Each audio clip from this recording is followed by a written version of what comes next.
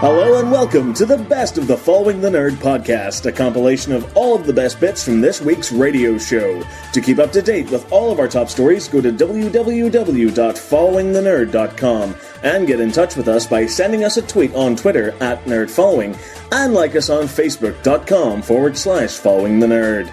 And now, with all the latest nerd news and reviews, here are your hosts, Marc and Saxon.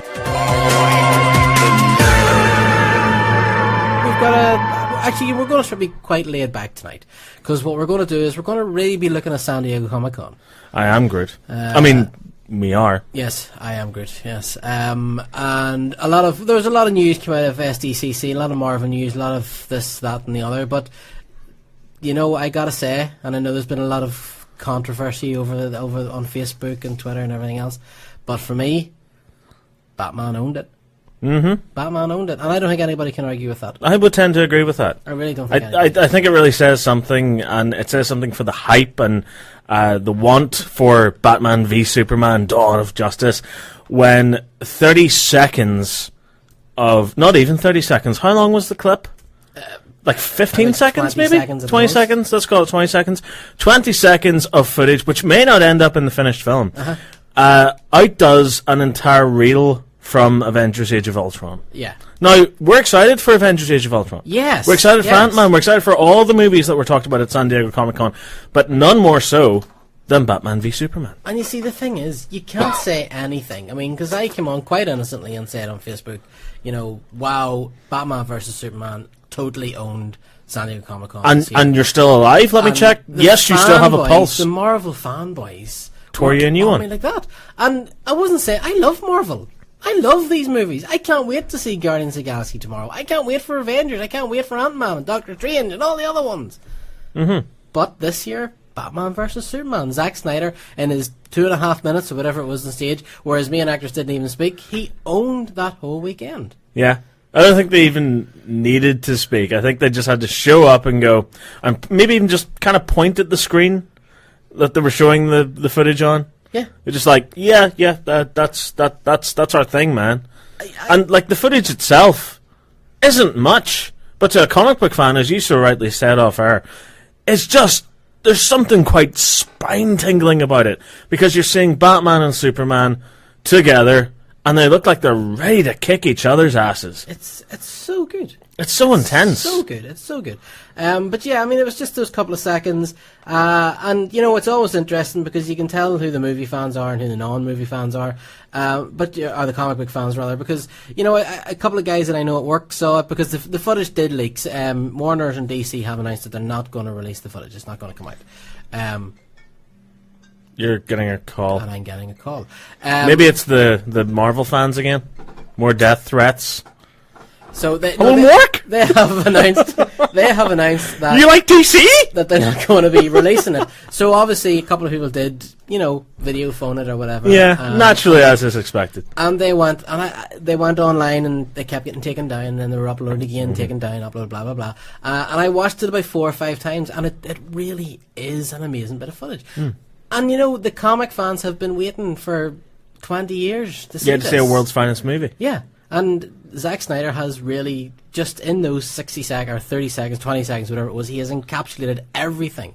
It is exactly, when I was a kid, I imagined what it would be like when Batman and Superman faced off. Yeah. And it was right there. It was right there. They just immediately transport you back to your childhood days. It was superb. Where you had a Batman figure and a Superman figure on the living room carpet, and you were making them clash into each other and smash the place up. Yeah, and it was so good. You know, and for anybody that didn't see the footage, basically what happens is, you know, it opens, and it's obviously in the top of Gotham City Police Department, and you see like a silhouetted figure moving about, and then you hear like the big metal creak sound, and you realise it's actually Batman turning the bat sign around. He turns it on, the beam of light shoots into the sky, the camera pans up with the beam of light, and as it gets to the bat, in the middle of the bat sign is Superman, and he's really pissed off looking. Yeah, the eyes glow red. And he's got his fists clenched, he's got this face on him that just says, I am going to cause you serious aggro right now. Yeah. And his eyes start to glow, just, you know, that before the beams come out, his eyes start to glow red. Camera pans back down. Batman's eyes, beautiful contrast, glow white. And Batman's just like, Yeah, whatever, bring it. Yeah, because you say he doesn't even flinch. Doesn't even flinch. He just looks at him. He's just ready to take him on. Just looks at him. But the contrast of Superman's red eyes versus the white eyes. And of course, this is the first time we have ever seen, outside of the cartoons and the comics, it's the first time we've ever seen Batman's eyes light up. White, yeah. Because, of course, the practicality of it. We did... Actually, it was one of the few things in Batman Forever that I liked, was that, do you remember at the end of Batman Forever we had to dive down and try and catch Nicole Kidman and Chris O'Donnell, Robin. Yeah. And for a second, these glass lenses shot up in front of his eyes. And I think they did they do it in The Dark Knight as well? They did it in The Dark Knight for when he's using the cell phone technology thing that went white, but they weren't glowing white. No, but just for a second it was like, ooh, that's how it looks in the comics. Because Batman always has these glowing eyes, whereas of course... Unfortunately in Batman Forever he was wearing the day glow silver suit of doom. Yes, and still no glowy eyes. Yeah. In that section, yeah, because I remember I had a Batman model kit from Batman Forever, and he was in the armor, the really horrible armor that he wears at the end of it. Yeah, the kind of Dayglow silver nonsense. No, but that's the Batman Rum one. It's not quite. No, it's that's what I mean. It's like yeah, it's like silvery, because that's the one he uses whenever he goes to Edward Nygma's island. At the end of the movie. I know exactly what you're talking about. Yeah. And what I did was, because I wasn't just the best model builder in the world, I filled his eyes with blue tack, smoothed them out, and painted them in white. And they look pretty cool. That's actually not a bad idea. It looked pretty cool. So we'll maybe talk a wee bit more about that. Guardians of the Galaxy, of course, is out this week. Yes, it is. You saw it today? I had to go see it today. Because it was released today, and I was one of the first people to get a ticket, get to the cinema, and get it watched. Well, tell me this and tell me no more. Was it worth the wait? Well, I'll tell you this. I'm hooked on a feeling. More than a feeling. Hooked on more than a feeling. I know high on believing indeed. Was it worth it? It was so worth it. It was a fantastic movie. It is literally everything. Take a bit of Star Wars, take a bit of Star Trek, take a bit of Serenity or Firefly, whatever you prefer. Stick it all into a blender, blend it up, and do what you've got. Guardians of the Galaxy smoothie. Okay. Now, it is so good. While I'm looking forward to it, and I really am looking forward to it, to me, from what I'm seeing, it doesn't feel like the rest of the Marvel movies. It doesn't feel like it belongs in there. It is its own unique beast, and then again, being directed by James Gunn. This is a James Gunn movie as much as The Avengers is a Joss Whedon movie. Okay. It's got that quirky humour in it. It's got that different tone and feel to it. Although, having said that, I can see Star-Lord and Gamora and so forth interacting with the likes of Tony Stark or Thor. Right. Because it seems to nail this perfect tone all the way through it, where it's comedic, it's romantic, it's dramatic, it's action-packed, and all of it comes together to create what, in my mind, whenever I think of like a comic book movie, this is it. It's a grand space opera, and it's something that I haven't really encountered in the Marvel movieverse anyway since seeing Iron Man for the first time. Because when you see Avengers, you know what you're getting because you've seen all these characters in their own separate movies. But for me, this was akin to seeing Iron Man for the first time because it felt fresh, original, but it's based around something that we've seen before so many times, because as far as I'm concerned, Act 3 is Star Wars. Right. Because you have the big sort of dogfight battles, and Chris Pratt takes on the role of Luke Skywalker, and we've even got Glenn Close as Mon Mothma at the end as well. It's just Star Wars, but it's done so well, and it's so entertaining and unique and funny, and I can't recommend it enough. I think this is great. Okay, so yeah, I mean that's any shortcomings in the movie. The one thing I would say that I didn't like about it is the fact that so much of it is CGI. Right. Like, I am from a generation where I love practical effects, and if you're going to make a movie that's going to be heavily compared to Star Wars, because let's face it's a space opera. The battle sequences in it, obviously in Star Wars and the original trilogy, were all done with models and practical and so forth. Whereas with this, it's all CGI, and it wears a bit thin at certain moments. Okay. You're watching it, like, I'm calling it Man of Steel fatigue, because like I was halfway through the end battle sequence in Man of Steel where I thought, I'm just watching a load of pixels moving around. This is nonsense. And I kind of became that kind of degraded old kind of whiny guy who was kind of like, oh, in my day we blew up stuff for real. We didn't use any of this pixel man.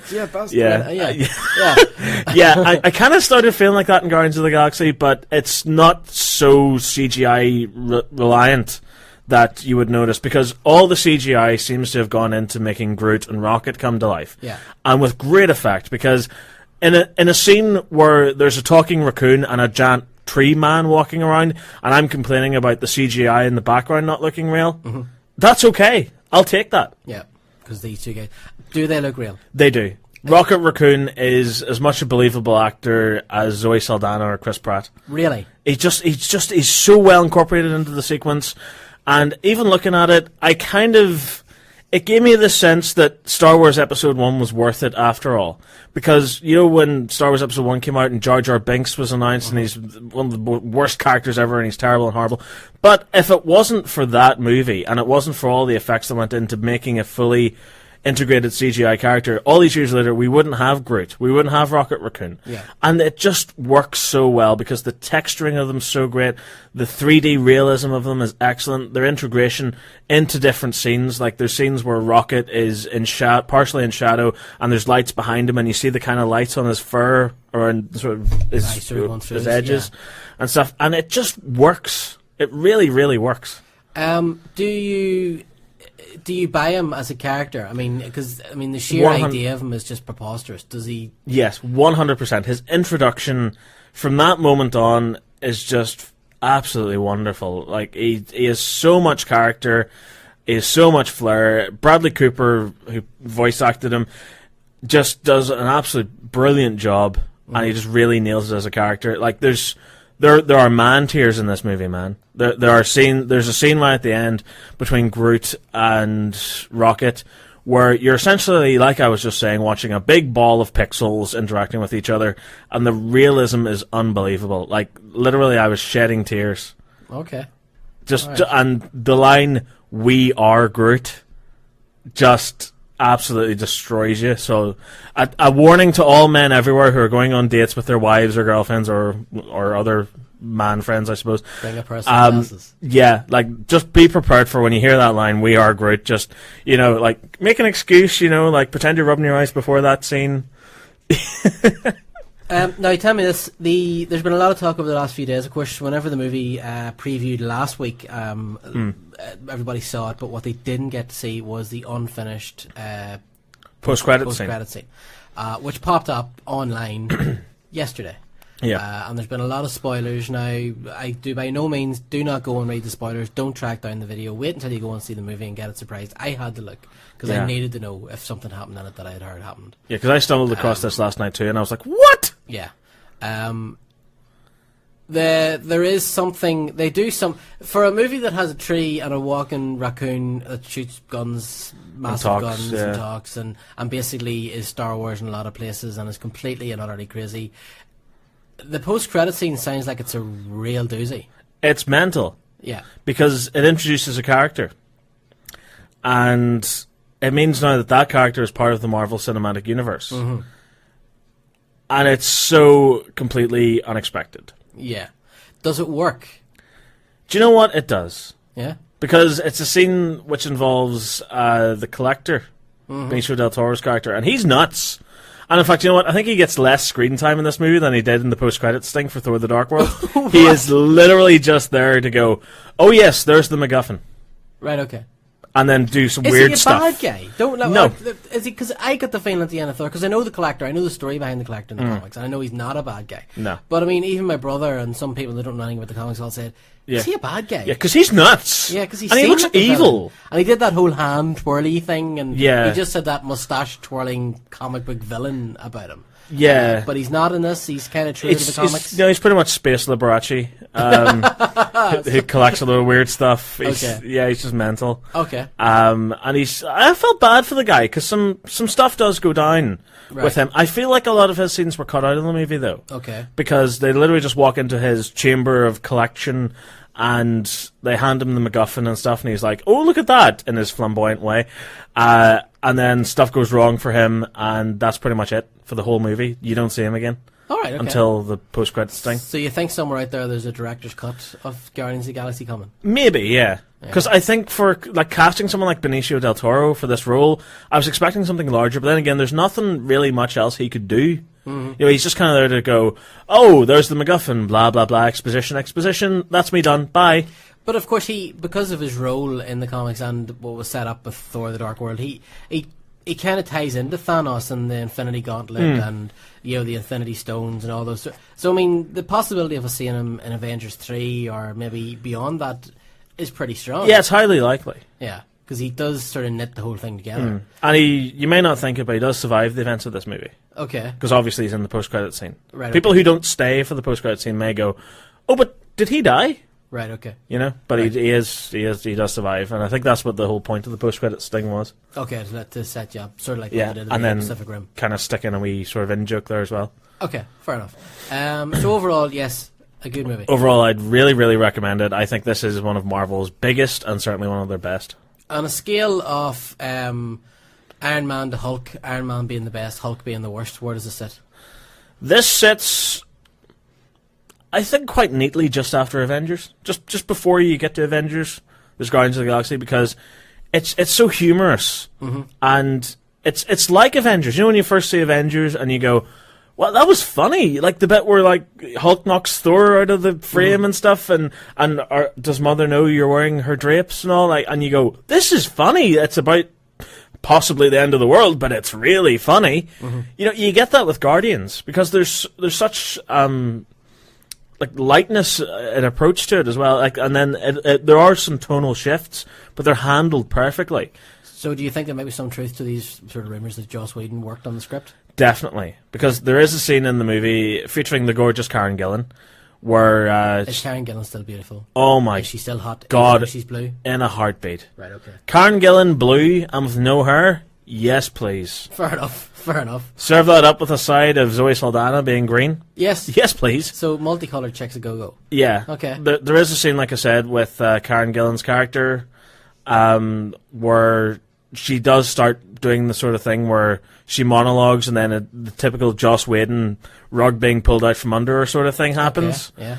Yeah. So I thought, like, the second I saw it, I was like, you know the scene in Iron Man 3 where, like, he points the glove and the gun at the guy and he goes, I hate working here, they're so weird. Which is so Whedon. Which is just a Joss Whedon. Like, yeah. You see scenes like that in Guardians of the Galaxy and you go, Joss Whedon wrote that. Yeah. I always get the feeling that Joss Whedon wrote the bit in Iron Man 3 as well, where he goes, where the suit goes on him and it falls off and he just goes, yeah, whatever. Yeah. So definitely out of 5. This is a 4.5. I gave it 5 out of 5 whenever I first came out of the cinema because I was just buzzing. But like the more I thought about it, the more I was like, yeah, some of the CGI shots I didn't really like, and the villain is basically Mr. Bad Guy. He doesn't even have a name. Like obviously he does have a character name, but is he never referred to as Ronan? He is. He's referred to as Ronan the Accursed in the movie, The Accuser. or the Accuser, whatever it is. But like, you could ask me, like, what is his name? What is his motivation? What is he doing there? It's literally just to be a bad guy. Okay, fair enough. So it's a little shallow that way. Yeah. The big test. Would you go and see it again? In a heartbeat. You would enjoy going to see it again. I can't wait to see this movie again, both in cinemas, and I can't wait till it comes to Blu-ray. And I didn't ask you this earlier on. Did you take your lovely lady to see it? I did, yes. What did she think of it? She thought it was amazing. She did. She liked it. She thought it was class, yeah. Okay. She wants to cosplay as Gamora. Fair enough. And wants me to do the cosplay as Star-Lord or Drax. Okay, so it's sort of it's a movie you could take everybody to. Yeah, definitely. Like there's stuff in that for everybody, man. Like, I mean, this is a great sort of space opera. This is sort of a variety film where, like, oh, do you not like horror suspense scenes? That's okay. There's a comedy scene around the corner. Oh, do you not like love and romance scenes? That's okay. There's an action scene 2 minutes away. For anybody that's listening to the show that has kids, little kids like me, I have a 5-year-old and 8-year-old. Are they okay to go to it? I'd say yeah. Okay. Yeah, there are a lot of scenes of implied violence in it. There's a scene where the bad guy takes what essentially is a longer version of Thor's hammer and smashes a dude's head open, and then you see the blood can trickle down into this sort of thing that opens into a chamber or whatever. But you see the swing, and then it cuts away, and you hear the. Okay. So there's a lot of implied violence, but for the most part, there's no real major scary scenes or anything. There's no horrible death by melty lava thing like in Transformers. Like in Transformers. Yeah, but they don't kind of focus on it. Like I said, it's all implied. See, so you see it sort of start to happen, and then it'll cut away. Of all the things in the Marvel movies, the one thing that didn't sit well with me was in Captain America when the guy fell off the back of the the plane thing. Yeah, and he got kind of shredded. He turned into jam as he went past. That didn't sit, because that was quite horrific. Yeah. That was really horrific, actually, and that didn't sit well. Is there anything like that? Is there anything akin to Not that I can think of. There is a scene where one of the bad guys, who's kind of like half cybernetic, gets part of his head kind of like a sort of section of his head ripped out, and he starts kind of spasming, which kind of could upset younger children. But it's there for 3/4 of a second, and then after that, you have what I would say is the highlight of the movie, where Groot, who's just so kind of normal and like placid about everything, uses one of his vines to go through an entire army of people, cuts right through their chests, right, and then picks up this vine and smashes all these guys into a load of other army soldiers and just goes to town on them, waving his arm around with these guys speared on it and smashing it into other guys and stuff, and really, really smashing it up in a horrible, horrible scene. He pulls the vine back into his arm again, then turns around and gives the camera the most beautiful smile you've ever seen. Like his eyes are bright, his mouth's really wide, and he goes, "Eee."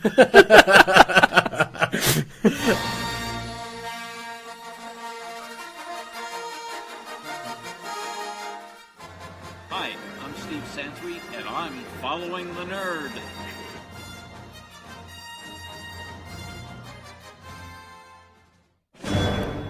We were able to build a miniaturized arc reactor in a cave from a box of scraps. Following the nerd. We're just that good. This is the nerd you're looking for. San Diego Comic-Con is, of course, the highlight of the geek year, the nerd year, where fanboys and girls across the planet, cosplayers and everybody else get all excited for the big event that we here in Ireland very rarely get to. Yeah, it's Nirvana, it's Mecca for the dorks. It's every year they make their annual pilgrimage to San Diego. Yeah, no, that's kind of fair. That's kind of fair. Now, basically, what it means is for people like ourselves that run a website and can't be there, is basically that you sit up for those 2 nights until 4 in the morning, 5 in the morning UK time, writing stories. Yeah, because I tried helping out on the Friday night and just it killed me dead. I got to bed the first night at 4:30, and I got to bed the second night around 5. What's the point then? You should just stay up the whole night. I know. So it was a bit crazy. Ordered some pizza, grab a few beers. Oh, what a night! But it is, of course, totally worth it. We get a lot of good stories, a lot of good things coming up. We had a trailer for The Walking Dead, which for some reason has been made available over here, but I hear it's very, very good. We were talking earlier on about Walking Dead, and there's a lot of there's been a couple of stories over the last couple of weeks that apparently when the new series starts back, right from the get-go, it's really, really shocking, and something totally unexpected happens. Yeah. And apparently it's pushing the boundaries of taste in the gore aspect, but also in the trauma. It's part of the story. It ties in, but nobody's saying what it is. Now, do you think this could be a spoiler? But we're just speculating. Could this tie into? We were talking about this before the show tonight.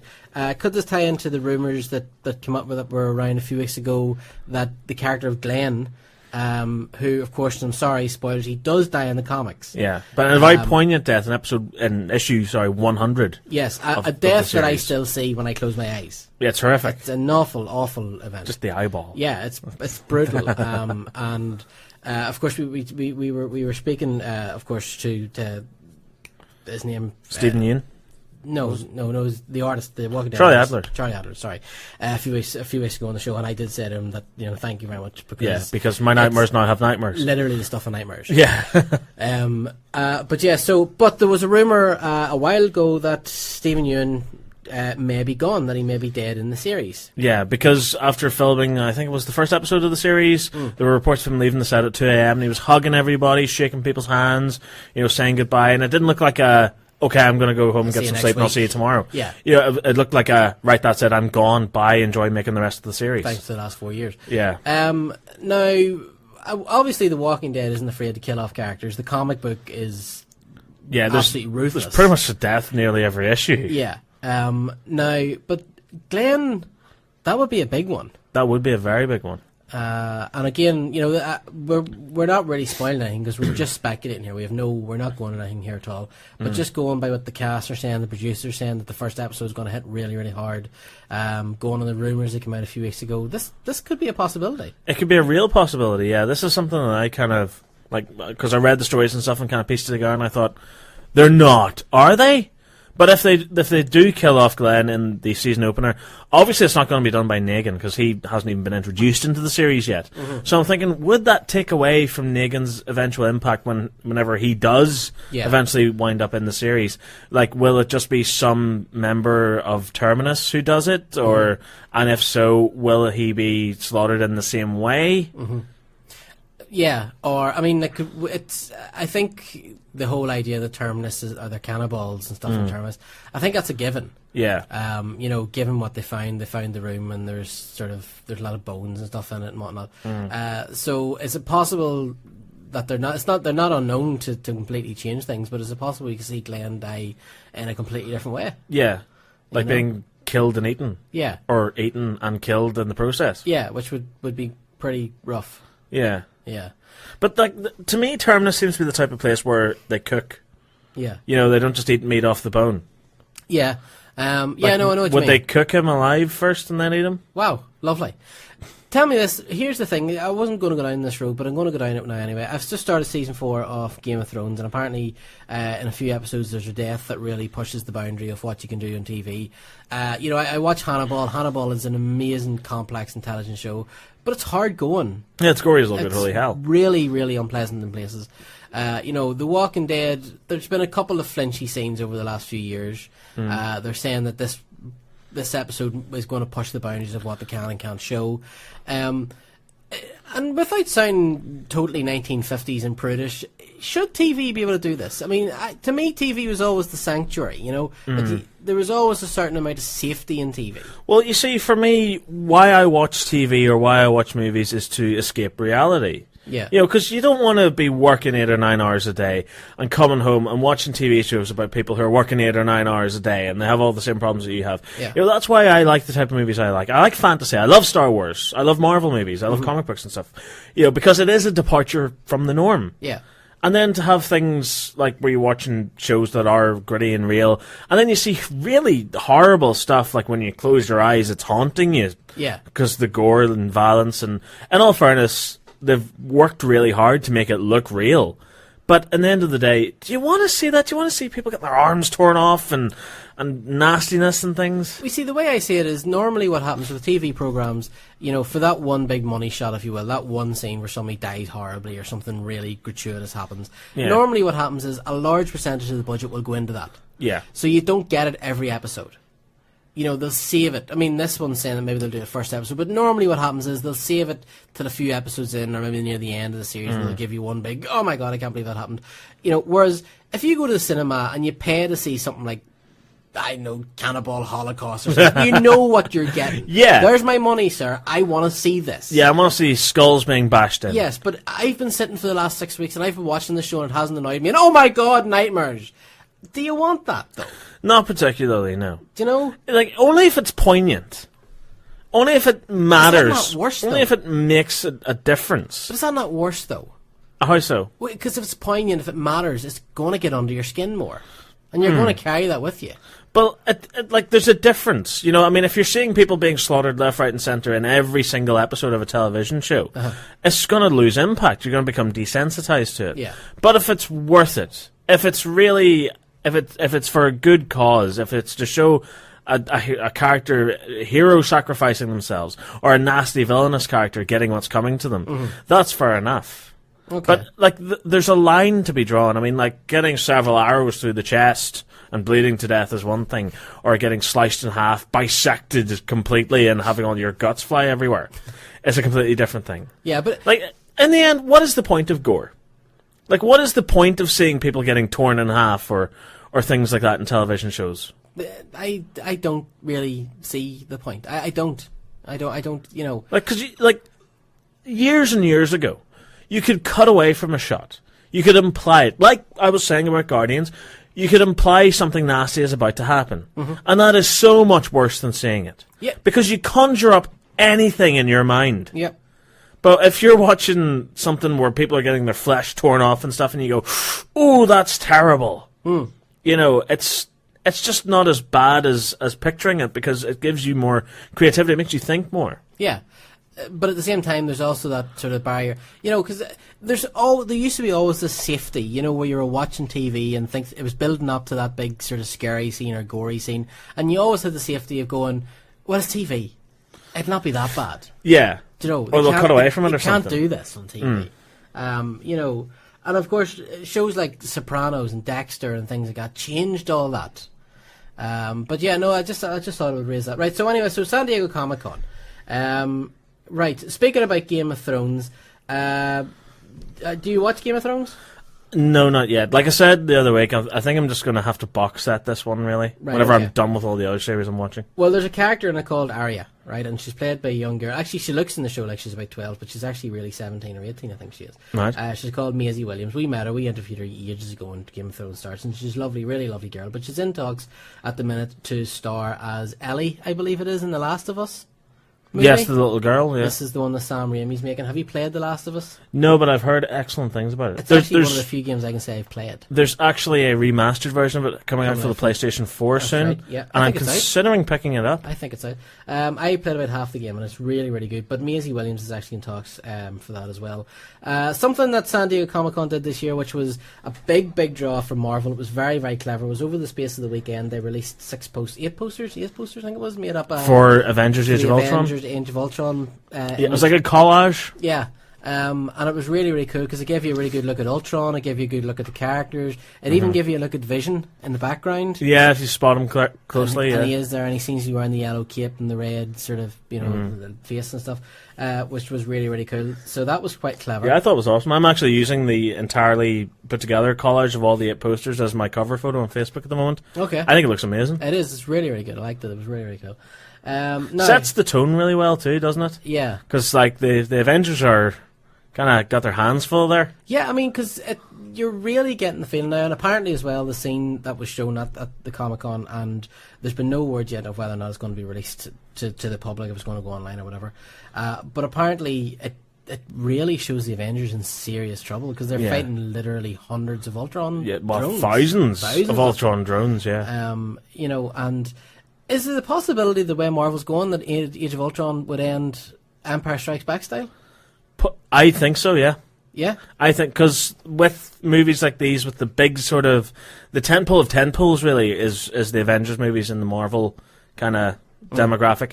The first one was light, it was fun, and the bad guys won at the end, and they practically had their big medal service and stuff, and yay for heroes. The good guys won at the end. Good guys won at the end. You said bad. Did it? Did I? They did. Sorry, I'm just permanently stuck on Empire. No, but for everybody going, what? I need to watch this movie again. The bad guys got a medal? What? What? Yeah, no, the good guys won the end. Everything's happy. Yay, shawarma. And then we get to Age of Ultron, and this is the Empire Strikes Back. This is where it's a darker tone. There's more troubles lying ahead, and by the end of this, I really think they're gonna have to crawl back to Avengers Tower, what's left of it, licking their wounds. Okay, so Avengers 2 ends. Let's just say hypothetically, in a bad way, Ultron has the Avengers beat, and fade to black, Avengers 3 coming 2018 or whatever. Yeah. Then the next thing is 3 months later, Ant-Man. Now, is it possible that Ant-Man won't follow on immediately from Avengers? Well, it could. Do you know, like, I mean, could we see something happen in Avengers that won't be referenced at all in Ant-Man? Because we'll not see the outcome of that until we get back to a later movie. Well, that throws up a lot of interesting questions because we know that Captain America 3 is on the way. Exactly, so that's why I'm wondering if the Empire Strikes Back ending could happen. It could happen, but I think Ultron would be vanquished by that point. Right, okay. I think it would be a case of, in stopping Ultron, all the really bad stuff happens. Alright, okay. And they kind of, like, maybe it's a questionable action that the Avengers have to do in order to stop Ultron, and in doing that, kind of shatters them. Okay, because I'm just wondering now, with them moving on now with Doctor Strange and Ant-Man and stuff, you know, is it possible that whatever happens in Avengers 2 is going to be felt in such a way that we need to introduce new characters because the other characters have taken a hammering? Yeah. I definitely think so. And I had a point there. It's gone away from me. What was I going to say? I hate when that happens. But yeah, and I think we need a break as well. I think we've seen Captain America, and we've seen Thor, and we've seen Iron Man. Yeah. And there's a real major concern of fatigue setting in there, especially on Marvel Studios' part. They don't want to be releasing Iron Man 16, Thor 12. We want to see new characters integrated into the Marvel universe, like the Guardians of the Galaxy, like Doctor Strange, yeah, or even Black Panther. I think it's time we saw new characters. Definitely. Because I love Avengers and everything else, but I need to see more characters now. Yeah, and like I said, I love Guardians of the Galaxy primarily because this isn't a sequel. This isn't a carry-on. This is new characters being introduced and technically a new world, like another side of the universe being fleshed out. And it felt so original and new and fresh. And I think we need Black Panther or Doctor Strange to kind of continue that on. Or Howard the Duck or something. Or Howard the Duck, yeah. But here's the thing that everybody's forgetting. By the end of Avengers 2, we are going to have Quicksilver, Scarlet Witch, and the Vision. Yeah. So we are going to have another 3 Avengers by the end of that movie. Mm-hmm. So the potential for maybe a spin-off of them or to see them pop up in other movies as well. Because you keep forgetting that the Avengers team, by the end of it, will be 3 more. Yeah. And of course then once we get into Ant-Man, we've got Ant-Man, we're going to have Wasp. We are. Jonathan Dyne's going to be on it. It's not going to be John Van. But it's going to be yes. Yeah, it's not going to be John Van Dyne, but I think Wasp as a character will appear there. It's going to be in it. Right. Okay. Now the big news. This is one that got a tremendous response on the site and on the social pages as well. Yeah, it is the news that we are getting a Marvel movie spin-off where Aaron Taylor Johnson's Quicksilver will go toe to toe with Evan Peters' Quicksilver from Days of Future Past in Quicksilver, the motion picture, coming soon to the theaters near you. Yeah. Sorry, no, I dreamed that. No, it is, of course, the news that Sam Raimi is working on an Evil Dead TV series, which is going to star the one, the only, the great, the legend, the man, the myth, Bruce Campbell. Oh my god! Oh my god is right! Oh my god! Exactly! That's amazing! Yeah! Now, will it happen? Ask the question. Oh god, yes, please. You think Even if they do a 13-episode mini-series on Netflix or something, I want to see this. Okay. Yeah. I'd take a big, well-funded show like Arrow, 22, 23 episodes. I'd take that, but even just to get it kickstarted, I'd love to see a Netflix miniseries. Yeah, just to really kind of show people that, because I want this, you want this, so naturally everybody on the planet wants to see this.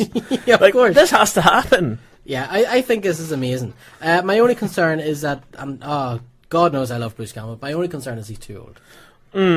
He's a bit old. Either that, or it's kind of like the Indiana Jones Chronicles, where an old Bruce Campbell sits in a chair, his chainsaw arm's a bit rusty, and he goes, "Come, kids, gather round, and I'll tell you a tale of monsters, madness, and trees that do nasty things to women."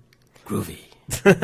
Yeah, I love the idea. I just wish it had been 15 years ago or 20 years ago. Yeah, it would fit in really well with the Hercules Xena demographic, wouldn't it? Wouldn't it? Yeah, it's so good.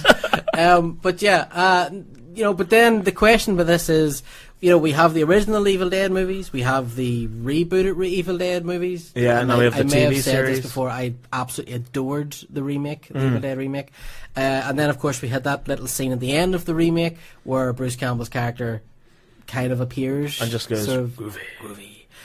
Which means that the two universes are tied together. Mm-hmm. So will the TV series now tie into that? And of course the whole idea is that there's different realities, different Necromonicons, different. Will the TV series be part of the knitting together? Because we know that the reboot is going to get a sequel as well. There was talk of another Army of Darkness movie. Do we need that many Evil Deads? Yeah, more the merrier. Yeah, absolutely. Hells yeah, go for it. Hells yeah. You're listening to Following the Nerd. Well, just like the Avengers. Except we don't have superpowers, and we're all a massive collective of dorks.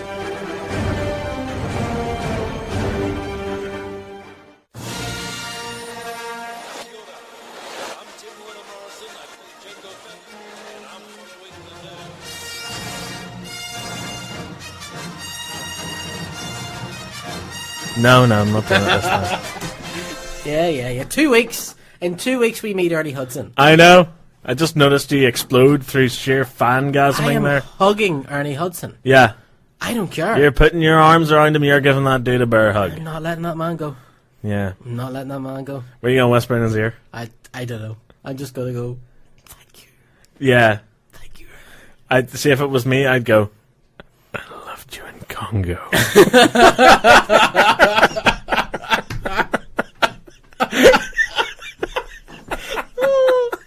I'd just give him a really intense stare. The rock, the cradle, rock my world.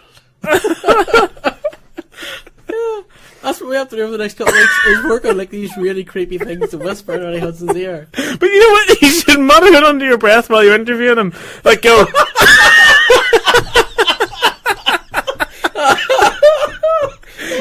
You should go like, so what was it like playing the role of Winston Zedmore in Ghostbusters? Because obviously you were the character on the outside looking in on these three mad scientists capturing capturing ghosts. Oh, God, I love you in Congo. Oh, God. The way you killed those monkeys. Oh, God. And but say it really quickly, and he goes, what was that last part? And I was like, no, working with the mad scientists catching ghosts. Yeah. Congo. Yeah. In that scene in Ghostbusters when you back in the morning, it's like, really, yeah. No, but my 2 weeks. I cannot wait to meet Ernie Hudson. I know, it's going to be amazing. And of course, Kevin Conroy, the voice of Batman. Big Phil is going to freak out. Yeah. Hello, you Mark. got to hug him or just go straight in for the kiss? Hug Big Phil? Yeah. No. Of the night. Of the night. You know, he'll just jump out at you. Blah. Blah. Then you kiss him just to throw him off. I was watching something on TV the other day and there's a vampire and they went, bleh. Are you serious? Yeah. It was so funny. Class. Because I even said to Caleb, and Caleb looked at me and went, bleh.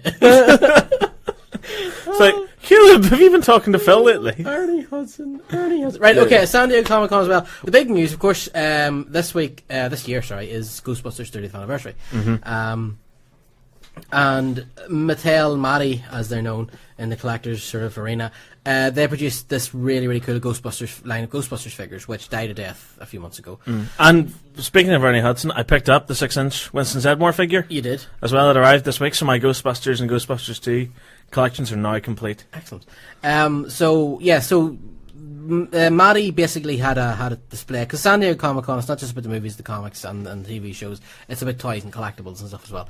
And Matty put out a Ghostbusters display, and all they had on the Ghostbusters display, and it was quite a poor show given how much really cool Ghostbusters stuff they've done, and I was secretly still holding out that there would be something that like a proton pack or something. Yeah, something really, really cool, for the Ghostbusters 30th anniversary. But no, they revealed the figures with the removable proton packs, which originally were meant to come out with the big scale Ecto 1, which never happened. But they decided they were going to release $50 for 2 figures. What? They're coming out in 2 sets, $50 a piece. Oh, which is a bit of a nightmare because I need 2 of each. But anyway, there's $200 you'll never see again. So they put those in a case, and that was all they had. And to be honest with you, it was quite poor. But what they did announce was that they're going to be doing a line of real Ghostbusters figures starting next year. Yay! Damn right, yay! But there's a catch. There's always a catch. And the catch is this: last year they had announced that they were going to do the large scale Ecto 1. Yeah. But which was really exciting, and you and I both had it in pre-order. It was something like $700 or something. Yeah, like the two of them. I don't care. Yeah. I will remortgage the house just to get one of those. It's a one-off by, God damn it, let's do it, right? Yeah. But so they announced it. But the whole thing about it was that they had to get a certain number of pre-orders. They never told us how many pre-orders it was. No. But they did this little graphic where an Ecto 1 drawing was filling up, and when it ever filled up with the colour green, it meant that enough pre-orders, and they never even got anywhere near. No. The amount of pre-orders. Now they have said that they need to do the same with the real Ghostbusters line, that they will release these figures if they get the prerequisite amount of pre-orders, which is a bit of a crock. Yeah. Isn't it? Do you think they're scared now? Because they did the Ghostbusters line before with the movies, and a lot of people just bought the 4 main Ghostbusters, and that was kind of it. You know, so they had a lot of figures left over that they had sculpted and produced, but nobody was buying them enough to make demand. I don't know. I mean, because if you go onto their site, you can still get a Peter figure and you can still get a Ray figure, and you can get... It seems that the items that didn't sell were the bigger items, like the wand and the PKA meter and the goggles. And the trap and stuff. Yeah. Stuff like that were a couple $100. Those are the things that people shied away from. Yeah. But the figures seemed to sell fine. Yeah. Because I remember whenever, whenever they came out first, the figures were always only available through the Matty Collector site, and it used to be a nightmare. It used to be such a nightmare getting those figures because they went on sale 4 o'clock our time. I can't remember, it was like 10 in the morning or something, wherever they're based in the States, and you had to be on there. You know, you have your information all entered and basically just click buy. Because if you didn't, the screen would freeze, and there was a very real possibility that screen would come back on and go, sorry, sold out. Yeah. Like trying to get Garth Brooks tickets. But only I got the Ghostbusters figures. But it was just a nightmare. So the figures sold, and I think they always did sell, because if you go onto their site, you can't get them anymore. They're all sold out, sold out, sold out, sold out. And in fact, the Winston figure I was talking about earlier, the reason why I had such difficulty getting him and only managed to pick him up the other week, it's because he was on eBay for prices that were ridiculous, like £179. What? For the 6-inch figure? For the 6-inch Winston Zedmore, £179.99. Good luck with that. I picked it up for £30. Yeah, so which is a nice price. That's pretty much brand new in box cost as well. Price. But yeah, so I don't see why they should be worried, because like Funko and Mini-Mates and NECA and all these guys, they're all on Diamond Select, and they're all putting out really high-end Ghostbusters collectibles right now. The only people that aren't are the people that we all turned to at the start, which was Matty Collector, and they're not putting anything out. Which is a shame, especially in the 30th anniversary year. Yeah. I was really expecting something big from them this year. Like, maybe they were going to go ahead with the larger scale Ecto 1. To be honest with you, I was kind of, didn't want to say it, didn't want to dwell on it, but I was kind of hoping the Ecto 1 would have been there. That it was going to go, you know what, we're going to release a limited run of this, or something along those lines. Yeah, when it's gone, it's gone. Yeah, and alright, it's a few $100. Wouldn't really have cared. I would have paid $400 for it to get it. You know, but absolutely, unfortunately. And the thing is that I know from reading the forums, a lot of the fans felt the same. They just didn't like being held to ransom, that you have to click on this, not even knowing if it's going to ever come out. And I think another big issue for them as well was the fact that I don't think people understood that pre-order doesn't mean pay now. Yes, and that was a big issue. A lot of people were saying that in the forums, where the people were saying, look, this doesn't necessarily mean you're buying this. This is just saying you're very interested. This is confirmation that whenever it does come out, you're going to pick one up. Yeah, but not that you have. This is essentially you paying for it. But unfortunately, it didn't happen. Right. Okay. Now another man who we follow his exploits quite a lot here on the show is at that Kevin Smith. Kevin Smith, who has revealed his trailer for his new horror movie Tusk. Have you watched this? No, I have not. It's really weird. What's Kevin Smith? What do you expect? No, but it's really weird. Is it really weird? Really, really weird. What happens? You'd need to watch it. It's like Texas Chainsaw Massacre crossed with Interview with a Vampire with walruses. Walrus. Walrus. And that's pretty much what it is. Right? Yeah. Sounds like a great comedy. Because I'm not spoiling anything, because it shows it in the trailer, but in the whole thing in the trailer, it sets it up like this old guy he's talking to is a vampire. He tells about this tale where he's out in the boat and he almost died, and then something bit him and brought him back to life, and blah, blah, blah. And you're like, okay, this is a vampire story. And the poster's like a big set of, tusks, basically. Yeah, but look like fangs, yeah. And then it turns out that the guy is like, he's part walrus or something, or he's trying to turn this other guy into a walrus. What? But it looks dark, and it looks really distressing. And the last line of the trailer is, "Oh please, I'm so scared. I don't want to die in Canada." But it does look like it has a real vein of dark humor going through it as well, which you'd expect from Smith. And of course, Smith can do horror, because he did Red State, which isn't an out-and-out horror movie, but it has its moments. Have you seen it? I have, yes. It has moments. There's a few moments in it that are quite tense and quite creepy, distressing. And, and I'm glad to see that he's pushing himself a little bit. Yeah, he's pushing himself away from the fart and poop jokes. Yeah, which he still does more than enough of on his podcast and live shows. But I mean that's definitely interesting. And if he can do horror, because horror is without a doubt the most difficult genre to do properly. If he can make an effective horror movie, then this could be a whole new start for Kevin Smith. Definitely, yeah. And we can more cement him as a director for people to take seriously. Exactly. Because I think the general kind of belief of Kevin Smith for the public is that he's just this fat guy who got rich because he got Ben Affleck to star in Mallrats, and he made Chasing Amy and lesbians, and and he made a movie essentially about what he did at that time. He made Clerks. Yeah. And he just literally copied and pasted his own life into a movie. But if you sit down and watch them, the writing is superb. They're great movies. Clerks, Mallrats, and to an extent Chasing Amy I lived those movies. I could identify with all those characters. Absolutely right. So could I. You know, and that's why he tapped into that Demographic, time, that thing, that zeitgeist. He tapped right into it. But he has said as well that Tusk is going to be the first of an unofficial trilogy. The second one, he says, is going to be like Jaws with what did he say, with like unicorns or something. What? Something like that. And then the third one is going to be two girls with superpowers. But apparently it's going to be a trilogy of sorts, kind of the same way that Mallrats, Clark's Chasing Amy were a trilogy, but they weren't strictly speaking because they're done by different studios. Two Supergirls, one cup. Yeah, something like that. Wow, there's an image that a lot of our audience hopefully won't get. Probably break the cup. Joe Hill has revealed that there is a Lock and Key movie trilogy in development. You haven't read Lock and Key. I have not. You need to read Lock and Key. It is so good. So good. How good is it? It's so good. Okay. It's so it's just so. It's so good. It's so good. It's so it's good. not good. It's not so. It's kind of somewhere in the middle. It's so good. So good. But yeah, you need to read that. So yeah, a movie trilogy, which is the only way, because the story is huge. Of course, we got an announcement a while back that there was going to be a movie, which sort of scared a lot of the fans because there's no way one movie is going to be enough. So this is definitely very hard. And of course, if Horns, which comes out in Halloween, is a success, as Daniel Radcliffe is starring in that. That's Joe Hill's, based on Joe Hill's book as well. If it is a success, then it'll make sure that Joe Hill is, he's right up there, because of course he is Stephen King's son. Yeah. And he's every bit the writer that his dad was in his heyday. Although having said that, I'm reading Stephen King's the book he wrote a while back. Have you the time travel one where he goes back to save Kennedy from being assassinated? No, I haven't read that. So good. It's so good. I avoided it because I thought it sounded bunk. Yeah, it does sound mental. It's really good. It's really, really good. It's basically King, his commentary of why Lee Harvey Oswald killed JFK and what was going on at the time and everything else, with a slight sci-fi twist on it. But it's really, really good.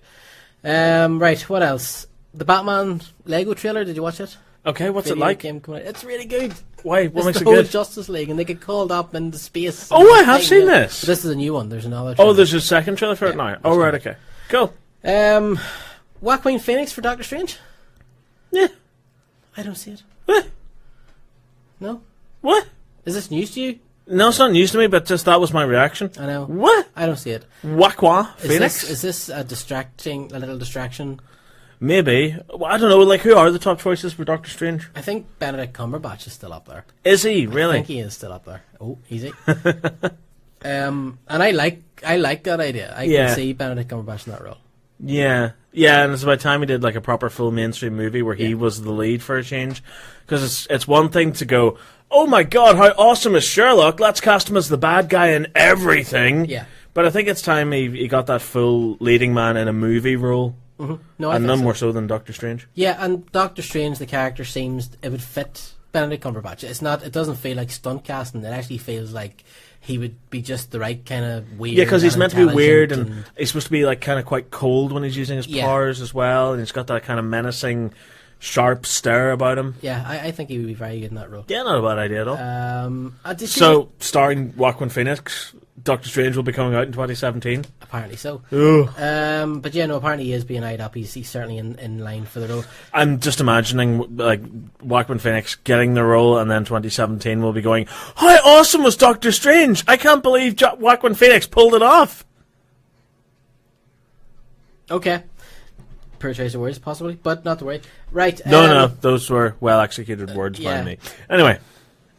He wouldn't be a good... Jerry, let the Mandrake thing go. What? He wouldn't be a good Mandrake either. This is Jerry who writes for us, and he's still lists Defenders of the Earth. The movie has to come out.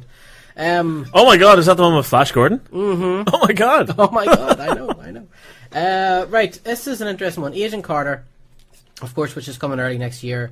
Correct me if I'm wrong. Agents of S.H.I.E.L.D. is going to start later this year. It's going to go on a mid-season break. Mm-hmm. Agent Carter is going to play in there, and then Agents of S.H.I.E.L.D. is going to come back at the end of it. Yeah, it's going to be 10 episodes of S.H.I.E.L.D., 10 episodes of Carter, and then another 10 episodes of S.H.I.E.L.D., I think. Or another 12 episodes of S.H.I.E.L.D.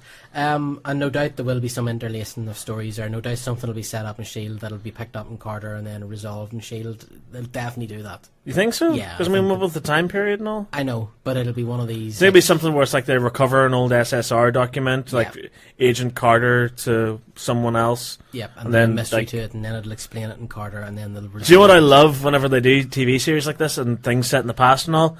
We'll see Agent Carter bury something, and we'll see Agent Coulson dig it up. Yeah, basically. I want to see that. They will definitely do something like that. There's no way they're going to miss that opportunity. But this is interesting news as well, that the Russo brothers, who directed, of course, The Winter Soldier, yeah. Winter Soldier, will be directing the second and third episodes of the series, Ooh, cool. which is pretty cool. I like that. That is really cool. You know, and no doubt there'll be threads of Captain America in there. You know, they'll Well, there obviously have to doing be. that Because thread. isn't Joe Johnson rumoured as well to be directing? Joe Johnston's directing the first episode. The first episode. Yeah. So, interestingly, the director of the first Captain America movie and the directors of the second Captain America movie and the are working third on... Captain America movie. And the third Captain America movie as well are doing the are corresponding working episodes. on, Agent Carter. And the guy, if I can remember his name, Louis Despacito. Despacito, is directing the fourth episode. Oh, really? He directed the short, the Carter short. Yes, and he also directed Item 47 as well Okay, I didn't know on that. the Yeah. Avengers Blu-ray. So I mean that fills me with confidence as well. Yeah. You know? And you know what? It's great to see Lou Despacito because he's an executive producer on the Marvel movies primarily, but he's a great director as well. Like I love the look of Item 47, and Yeah. I really like the look of Agent Carter as well. Yeah. So it's great to see him branching out now and directing longer features. Was the two? Tell me, you might know this, and this is something that I've wondered, and I think it is the case. But Okay. were the two characters in Item 47 were they meant to be Fitz and Simmons? Perhaps originally, I think they were. I've heard strong rumors that they were supposed to be, Yeah. and like that's obviously why they ended up at Shield in the end of that. Mm-hmm. But I think they were meant to be Fitz and Simmons. and they just couldn't get them back yeah, for the they TV had to series. rewrite the parts. That would make a lot more that made a lot more sense. Do you think Marvel, with this, with Carter coming out, with the Agents of S.H.I.E.L.D. Series 2, with Daredevil and everything else all coming out, do you think, and as much as the Agents of S.H.I.E.L.D., the first series, wrapped up very well, do you think if they learned from the mistakes that they made at the start of that season? Naturally, it's always a learning curve. Like, whenever you watch the first series of anything, where you may think it was great or you may think it was a little bit ropey, in a couple of series' time, you look back on that and you'll go, wow, that looks really bad. But the reason why you think it looks bad is because it's built and grown and become a much more confident series all around. Like the stars, the people behind the camera, the writers, they've all kind of fallen into this groove now and they've really kind of locked what the tone is and how to write the episodes. It happened with Agents of S.H.I.E.L.D. halfway through season 1. Like the first kind of couple of episodes in that run were a little bit ropey, they were finding their feet, and the last half of the series ended very, very strong. Yeah. So we can sort of expect S.H.I.E.L.D. Series 2 and Agents of Carter to hit the ground running, really. What's up, guys? I'm Daniel Logan. Make sure you stay tuned. If you don't, just remember, my bounty always can be on you. I'll see you in the dark side, guys. Enjoy the galaxy and stay following the nerd. Hello, Stuart. Hello, What's happening? I'm good. Stuart, have you seen it? Well, Guardians of the Galaxy. Aye. I have indeed. Did you love it? I'll let you know after the top 10. Playing coy, are we? Yeah. Before we get into the top 10, have you anything you want to talk about? The fact that Studio Ghibli might be stopped making movies. Right, did we not know this a while ago, no? No, they announced it last year that it could be a possibility when one of the co-creators stepped down. And now with the fact that Hayao Miyazaki is no longer making films for them, and each one of their last few movies hasn't brought in as much money as they expected, the rumours are that they're going to be closing down the studio and just bringing in money from sales of their properties, which they have. Wow. Because they will not pass any of their animation duties on to American studios. They prefer to do everything in their Japanese studios. They don't have another studio in the US. That's why they don't even distribute their own films in the US or in Europe. They use different companies. So by the sounds of things, when Marnie was there, might be Studio Ghibli's final film. Oh, wow. Oh, for God's sake! How many times has this happened to me today? Brilliant.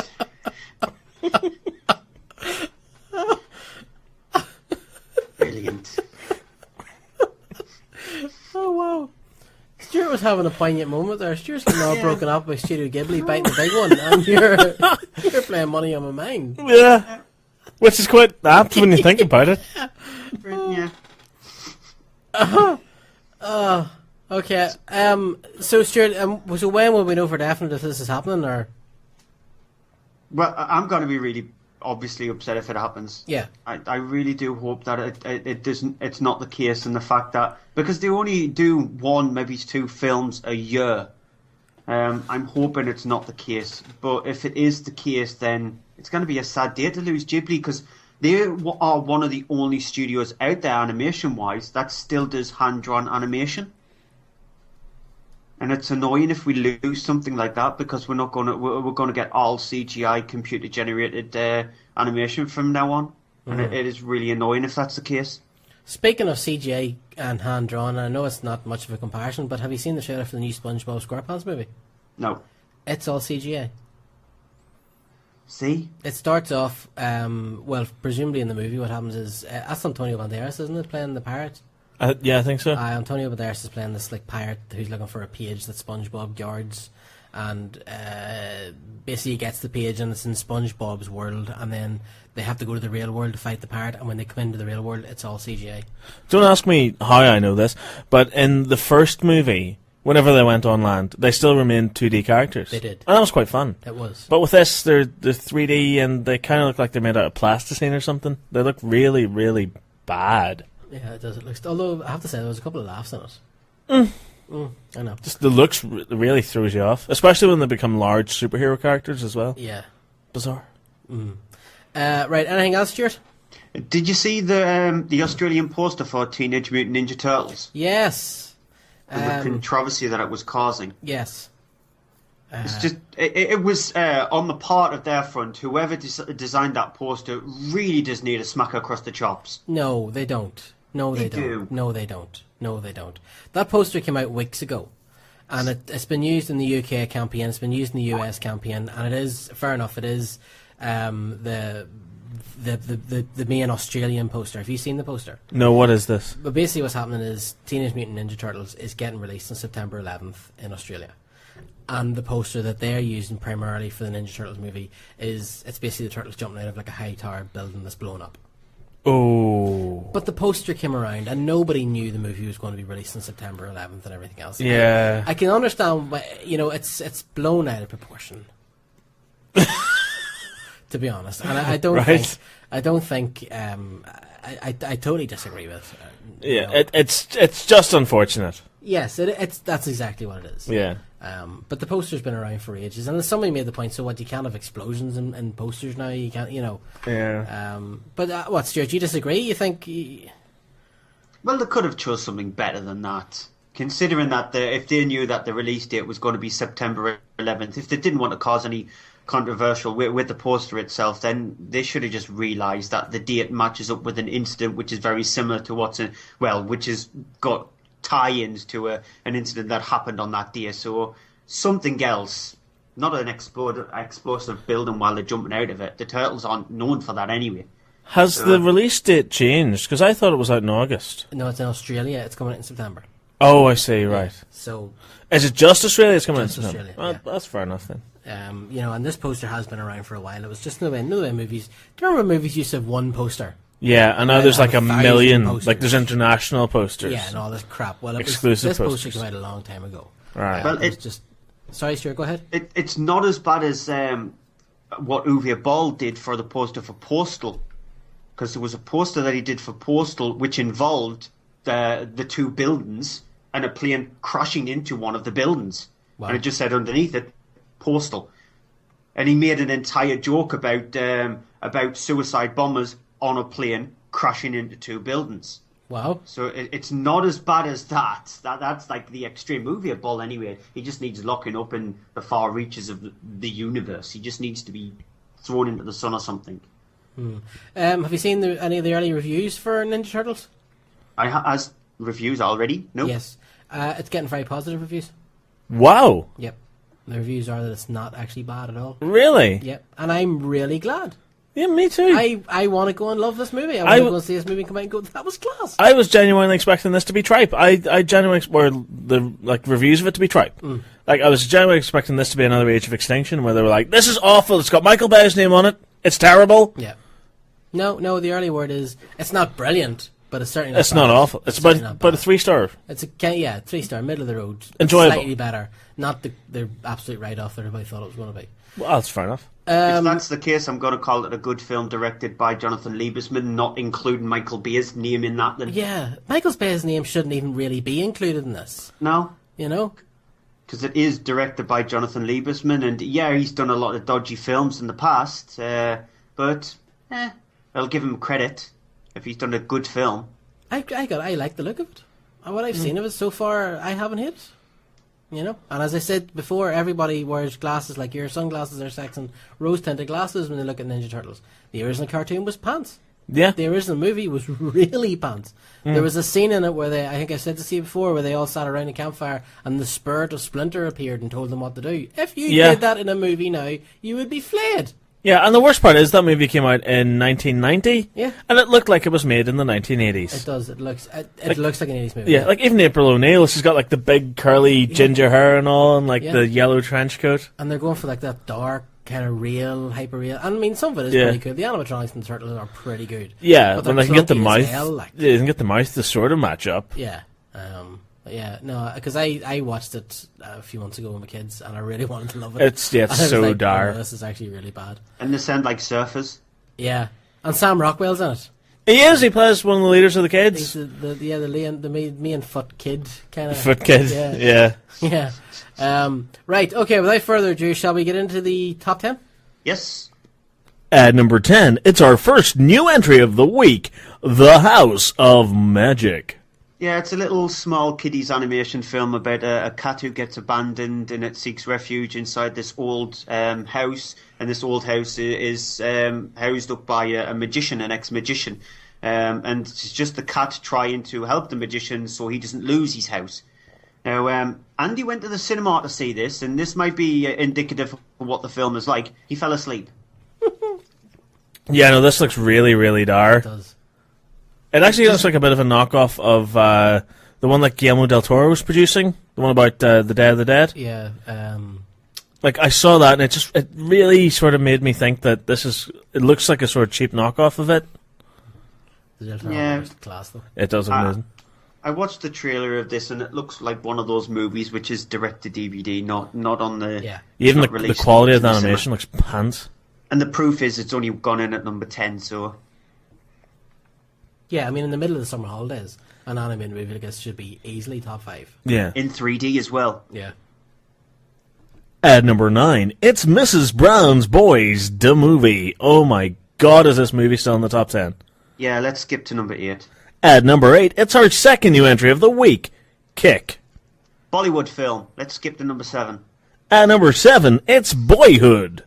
Yeah, it's a fantastic film. Definitely in my top 10 films of the year. It's not a movie that speeds by. It's on for a good 2.5 hours, nearly 3 hours. It's actually got the same running time as Transformers, but it doesn't feel as laborious as Transformers does. It's just fantastic exploring characters rather than having loads of different things happening. So you latch onto the characters, you follow their exploits from when they're a certain age up to them growing up and going off to college and universities and things like that. So I loved the film. Can I just point out to anyone that's listening to the show right now, if you're a new listener, that we didn't just jump past Kick because it's a Bollywood movie. It's because these movies get such a low distribution that we don't see them. We can't see them. Yeah, we're not racist. No, I mean, it sounded like Bollywood, move on. Yeah. Not reviewing that nonsense. But just for anybody that does listen, we come across this quite often, and unfortunately we can't see these movies because they play in about 5 cinemas across England, and so that's just why. So for anybody that's listening, we're not like that. In all honesty, if given the chance to see one, I would probably go to see one.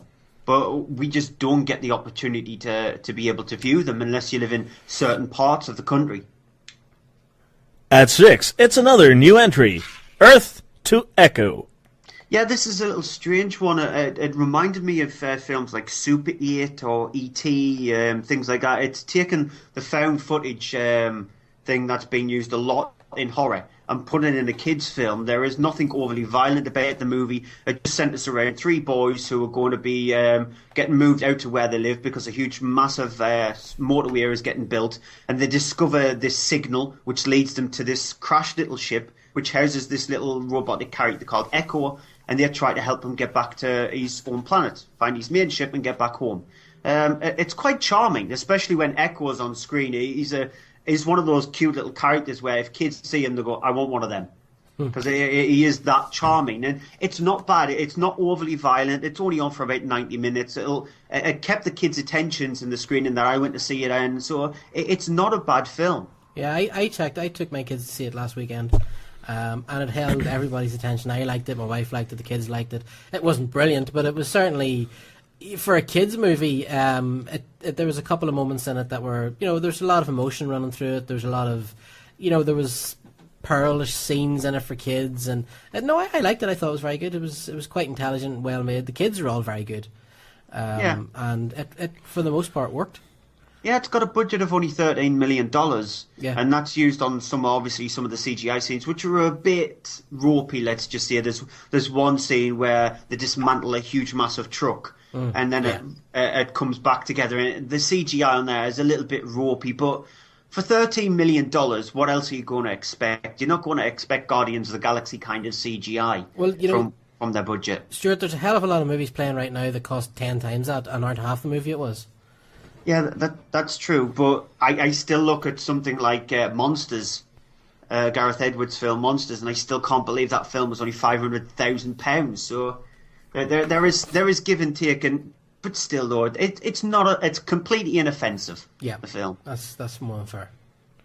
At 5, it's Transformers: Age of Extinction. I think we've said everything about Transformers: Age of Extinction. It's still a bit of a snore fest. Yeah. It's just Michael Bay has had his contract renewed, and the fact that he's still got the first all of his ideas, etc. If Paramount would actually take them, then that's fine. So he's got that contract renewed, but it's still a bit of a snore fest. It needs a different person directing the next one rather than Bay. Bay needs to just step down. Maybe go as a production credit and get somebody else in to breathe new life into the series, because it has just become really stale now. Maybe this should get Jonathan Liebsman, seeing as the Turtles have done so well. Has there been any other movie that's run or any other franchise that's run 4 movies and had the same director for all 4 of them? That's a good question. Your man David Yates did the last 4 Harry Potter movies. Yeah, that's a fair point. But it was already established. I mean, yeah, just from the ground up. Fair enough. Okay. Yeah, I'll think about that one and try to come up with some proper answers. If you asked me that before the show, then I probably would have been able to. But that's a good question. It just occurred to me there now, because it's only been him looking after this franchise. Stuart wants homework, damn it. Yeah. Stuart, go to your room. Okay. Bye. At number 4, it's How to Train Your Dragon 2. Can I see the rest of the job before I go do my homework? Yes. Thank you. If you must, get dessert and then go to your room. Don't want dessert. How to Train Your Dragon 2, best animated film this year. That's fair. That's fair. Yeah, that's fair. It's another new entry at 3, The Purge: Anarchy. Yeah, a lot of people's problems with the first Purge film was that it's got a big idea in the fact that for 12 hours a year, all crime becomes legal, which up to a Category 4 weapon, so you can't use nuclear weapons, things like that. And with the Purge, the first one, it was more a self-contained movie centered around a family. With this one, they've expanded it so it's in a city, but in my opinion, it loses all the tension. There is no tension in this film at all. It doesn't start to become sort of like on the edge of your seat kind of tension until a section which is in the last 20 minutes of the film. So I like the tension in the first film. There's none of that in this one.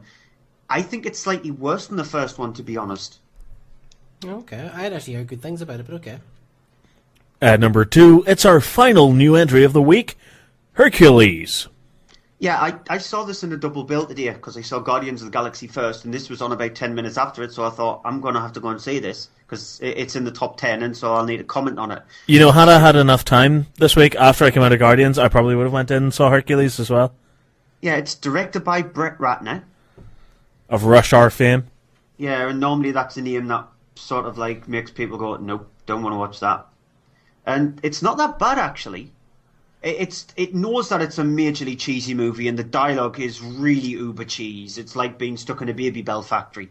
It is that bad. But because I think they've got the casting right, Dwayne Johnson has got the perfect build for a character like Hercules.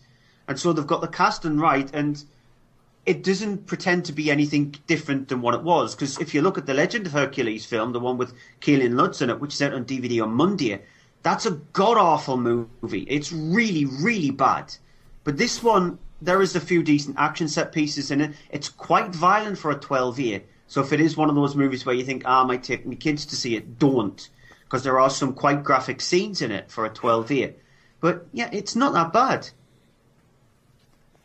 And finally, it's our number 1 entry of the week, Dawn of the Planet of the Apes. Yeah, we know it's not going to be number 1 next week, because a small little film is going to take over it next week. But yeah, that independent Marvel movie, yeah. Yeah. I love Dawn of the Planet of the Apes. I think it's, in my opinion, it's slightly better in parts than the Rise of the Planet of the Apes. But Rise of the Planet of the Apes has a stronger storyline than this one. Yeah, that's fair enough. I quite enjoyed it as well. I thought it was pretty good. I've still yet to see it. Okay. Right, okay, Stuart, now you were going to tell us at the start of the show what you thought of Guardians of the Galaxy. Yeah, but at first, I'll actually tell you what I thought about The Nut Job. Because The Nut Job is also out this week. So an animated film going up against a Marvel film. You know, we know what's going to happen with The Nut Job. It's going to get completely buried. It features the voices of Will Arnett and Brendan Fraser and Liam Neeson. And yeah, it's just about a basic story revolving around a squirrel who's been subjugated from the rest of the group inside this huge, massive park.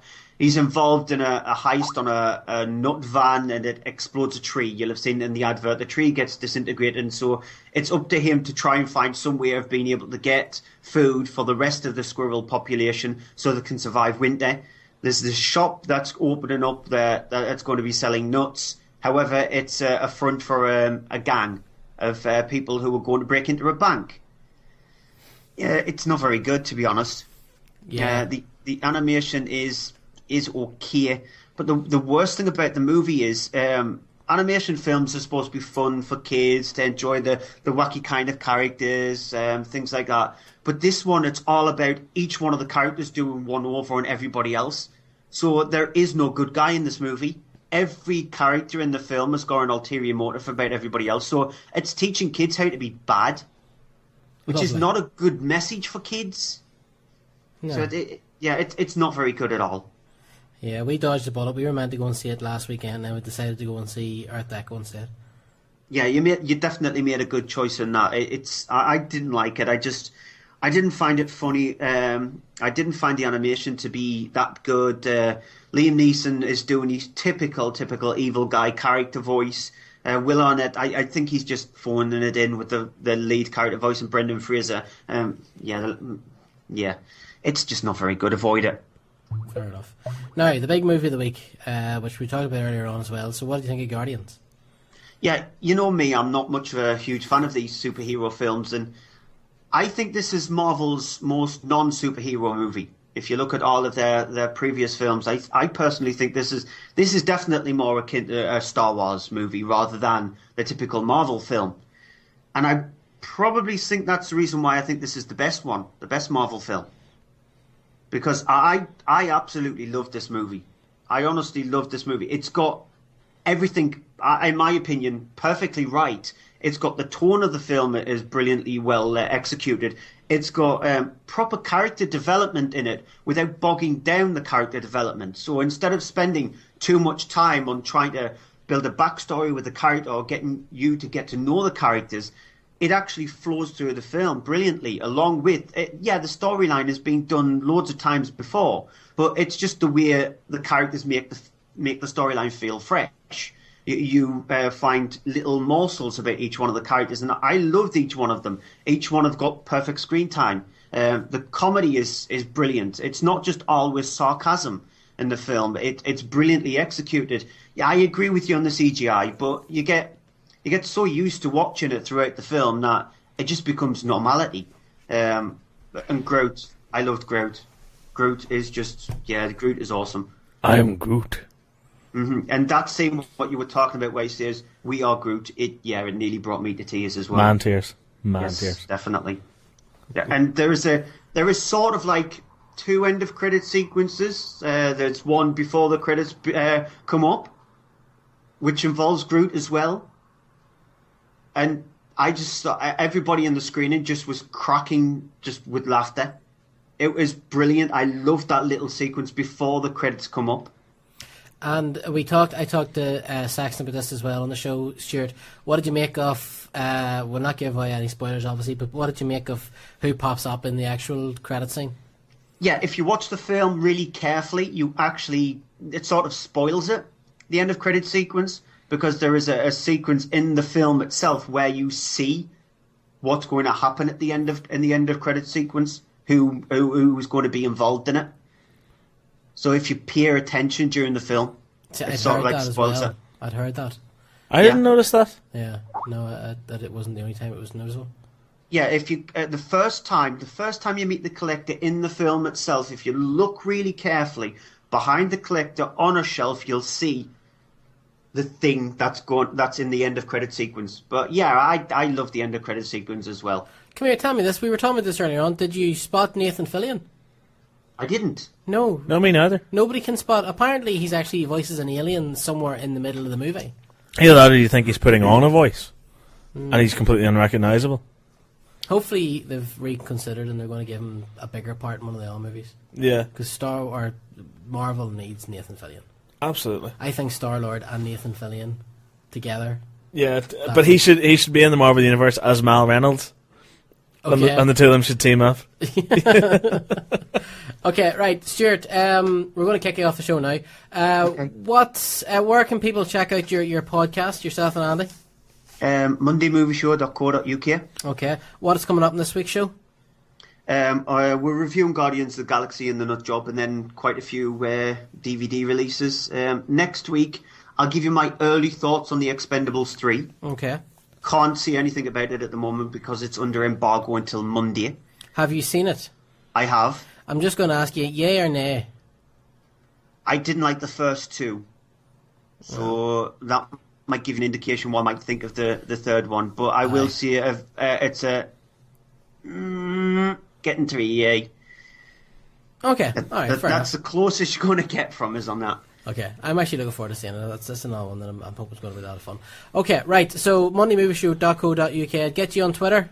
Yes, at Cryptic Tadpole. At Cryptic Tadpole, gotta love it. Listen, Stuart, until next week, sir, may the force be with you, and we'll talk to you very, very soon. Get you next week. Alright, bro, thank you. Bye.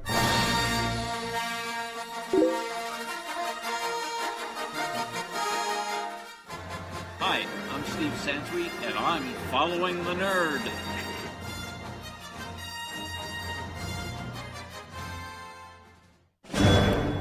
We were able to build a miniaturized arc reactor in a cave from a box of scraps. Following the nerd. We're just that good. Legend of Korra. Are you a fan of Legend of Korra? That's an anime of some sort, isn't it? Huh?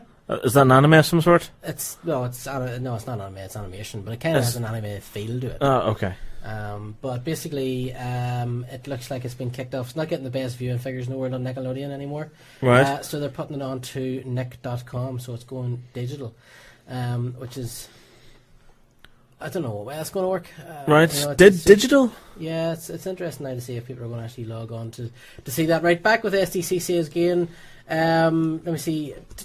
Season 2 of S.H.I.E.L.D. has dropped, that it features Patton Oswalt in character. Okay, that's the trailer that ran. Mockingbird is being introduced into the series as well. Does this ring any bells? No. With you?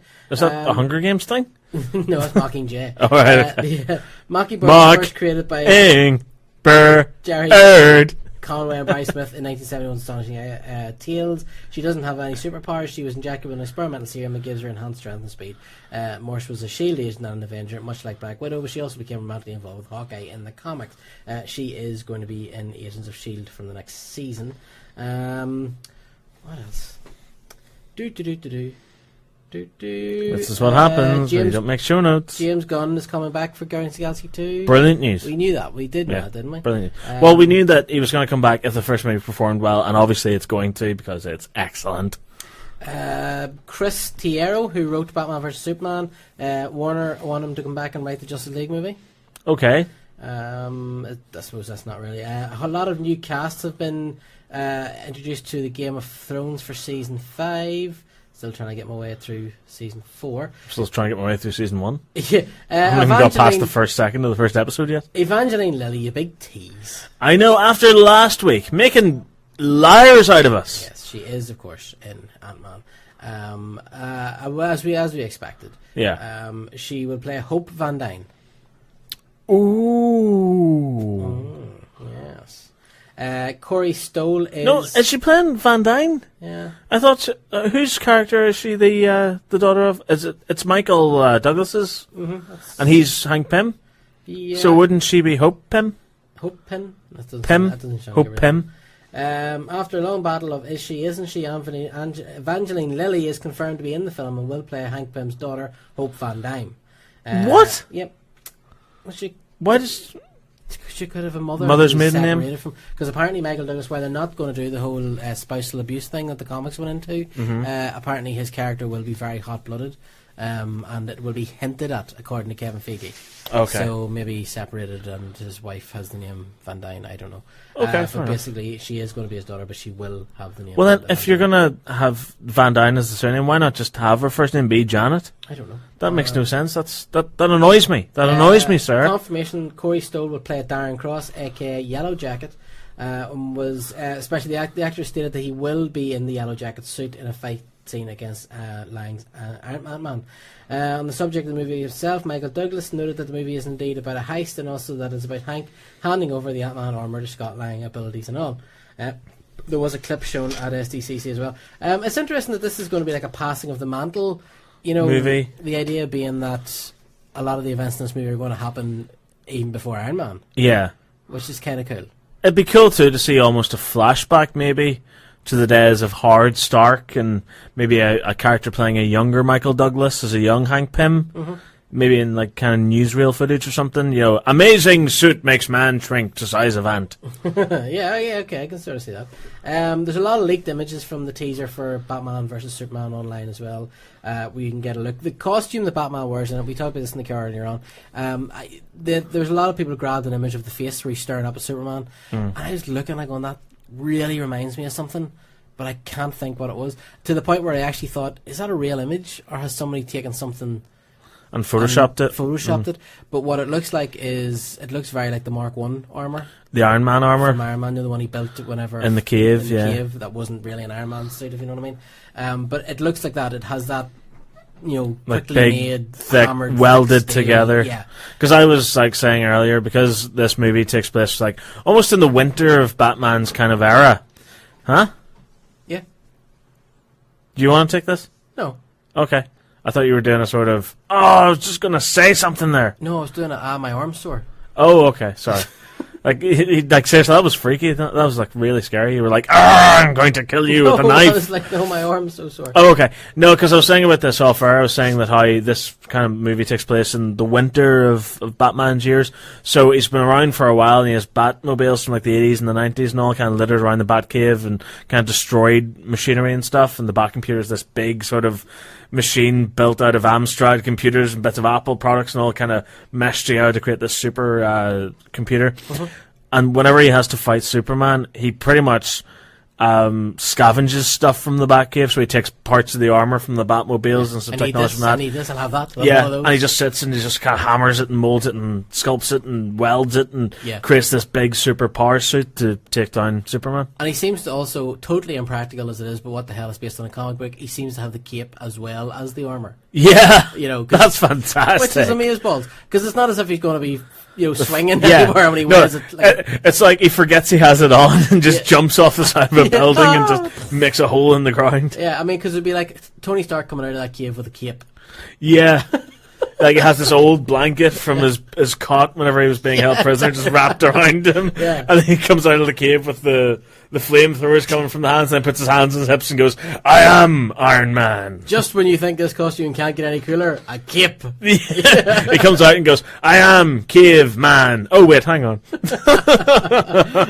Legendary Pictures announced that they're going to be making a Skull Island movie.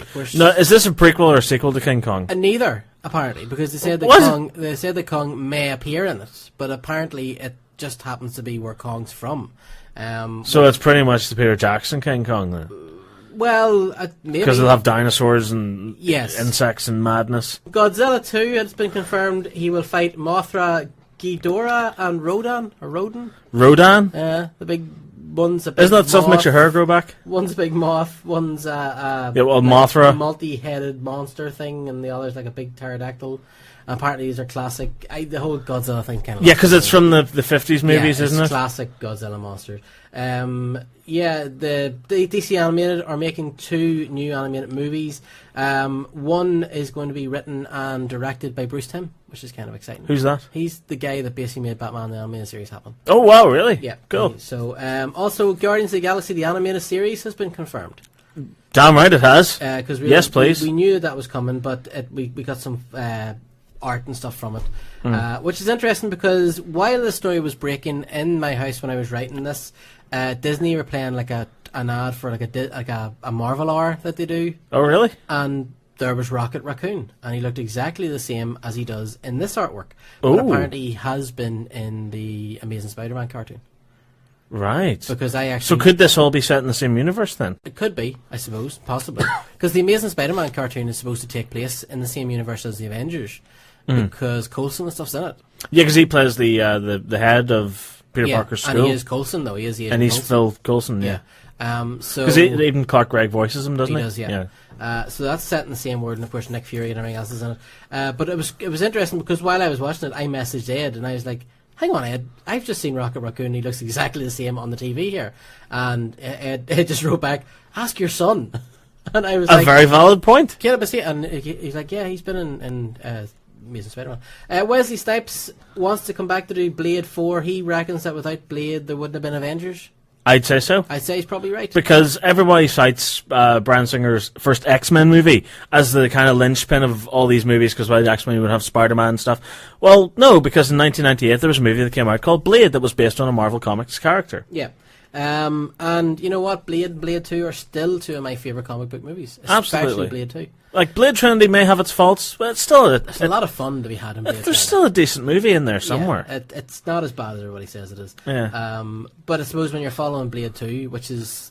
Possibly it's one of so the good. best vampire movies ever made. Yeah, and the only thing that holds Blade 2 back from still being an absolute classic is that the CGI was so young. It's so weak, especially in the start when he jumps out the building and the camera follows him, which is an ambitious shot, but it looks like a cartoon these days. And even in the fight scenes where they do like these big dramatic flips and stuff. And yeah, in the bit where he's defending his kind of lair and he puts on the big spotlights, and they fight in front of it and they're in shadow, but it looks... Suddenly becomes a cartoon. Yeah. Yeah, and it's... so they're going to need some... Split jaw. So they're going to need some extra machinery there. And the first time you see that, even now, it's so good. Yeah, because it splits down the middle. Because that's practical, isn't it? I don't know, is it? No, I wouldn't. Because there is some puppetry that was done for it, where it actually is. the jaw splits open sideways. Aye, but it's definitely heavily CGI. But it's still, when you see it the first time, it looks real. Still looks so good. But you know that's just Del Toro behind the camera going, no, it has to look real, and you have to put like more saliva there, and like the skin would move out at a certain degree here because he's ever the perfectionist. And it's so good. But yeah, but I would be up for another Blade movie. I would definitely. And from what I'm seeing of Snipes in the Expendables, he still has it. Like, he's no, still pretty badass. Definitely. So yeah, and that obviously he needs the work as well. Yeah. So one of the biggest things we talked at the beginning of the show was the footage from Batman vs Superman. What we didn't talk about was that we have finally seen the very beautiful Gal Gadot as Wonder Woman. Yeah, in a very muted, but still no less very accurate Wonder Woman costume. It's great. Yeah, and I do have to admit as well, do you know what they really nailed? The invisible jet.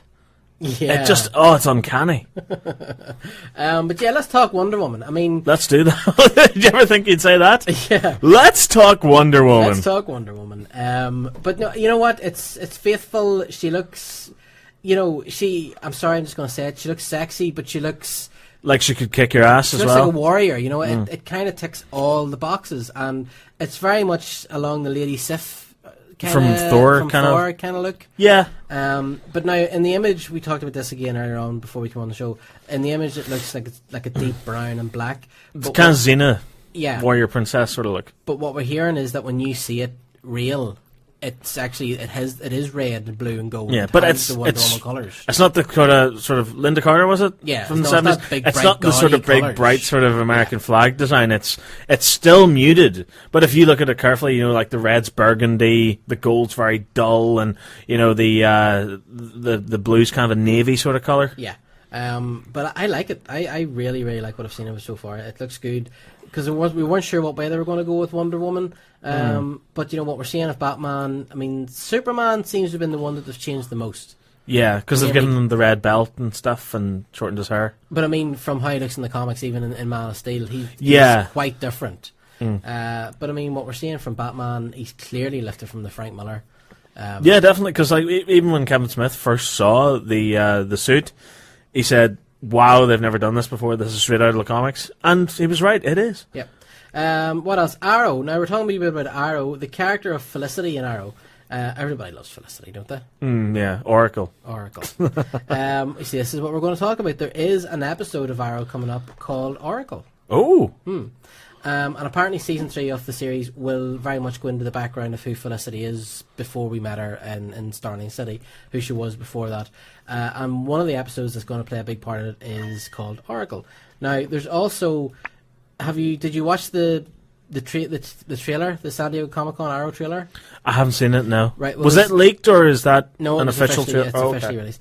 There is a scene in it where you see for a split second Felicity... Do you know the way Oliver Arrow has like a table in his bat cave where people get injured and they lie? Let's just call him let's call him Wonder Woman. No, let's just call him Batman. But he has a table. He has like an opera. He does, yeah. And in the trailer, you see Felicity lying on that table, and she's covered in blood. Wow. Yeah, and it's just for a second, but it's definitely her, and she's there, and you see Oliver standing beside her, and he looks really not happy. Yeah. But then this episode's coming up called Oracle, and a lot of people are wondering if we're going to meet Barbara Gordon, Commissioner Gordon's daughter, who was Batgirl and who eventually got crippled by the Joker and became the character of Oracle. Yeah. Now, I don't know about you, but to me, Felicity always was Oracle. Oracle. Yeah, no, that's what I call her now. She's got she looks like Oracle. She's got the glasses. She's the brains behind the computer. Everything else. And I'm wondering if they're going to take a slight turn in the Batman mythos here. And basically, when we saw her lying on the table bleeding, did something happen to her? Is it going to put her in a beginning wheelchair? of Oracle? Yeah. Is she going to become Oracle? That would be really bold. And again, that fits too because they recently said that there's no Batman and there's no Superman in this universe. Yeah. So that would fit with other characters. Because that means what happens to Batman is game on for what happens to Oliver. Yeah. Edwin Jarvis, Howard Stark's butler, will be on in Agent Carter. It says will be on Agent Carter. Bit rude. Easy. Easy. Yeah, so it's one of the greatest things about Marvel's cinematic universe is how everything fits together, or as Marvel likes to say, it's connected. During a roundtable interview at Comic-Con with Agent Carter producers Stephen McFeely and Christopher Marcus, Collider learned that another character Marvel fans will be showing up in the MCU, Edwin Jarvis, when asked whether Carter would integrate itself into the MCU like Agent of S.H.I.E.L.D. Yes, they will, blah, blah, blah. So, yeah, Jarvis is going to be in it. Now, see, I always had, like, in my head anyway, Paul Bettany playing Jarvis. Yes. And if you remember, there were scenes were secretly photographed from Age of Ultron where it had him with Agent Coulson Carter. And with Captain America. Yeah. And the rumour was that he was going to be playing Jarvis. He was with Coulson? Not Coulson, sorry. Chris Evans, Captain Carter America. And Captain America. Did I say Coulson? I meant to say Captain America. Right, okay. That's not better than saying... It is, yeah. Much better. So... Yeah, that's interesting. Like, surely they're not going to get somebody like Paul Bettany to be popping up in the Agent Carter TV series. I suppose not, especially now that he's playing the Vision in Avengers. Yeah.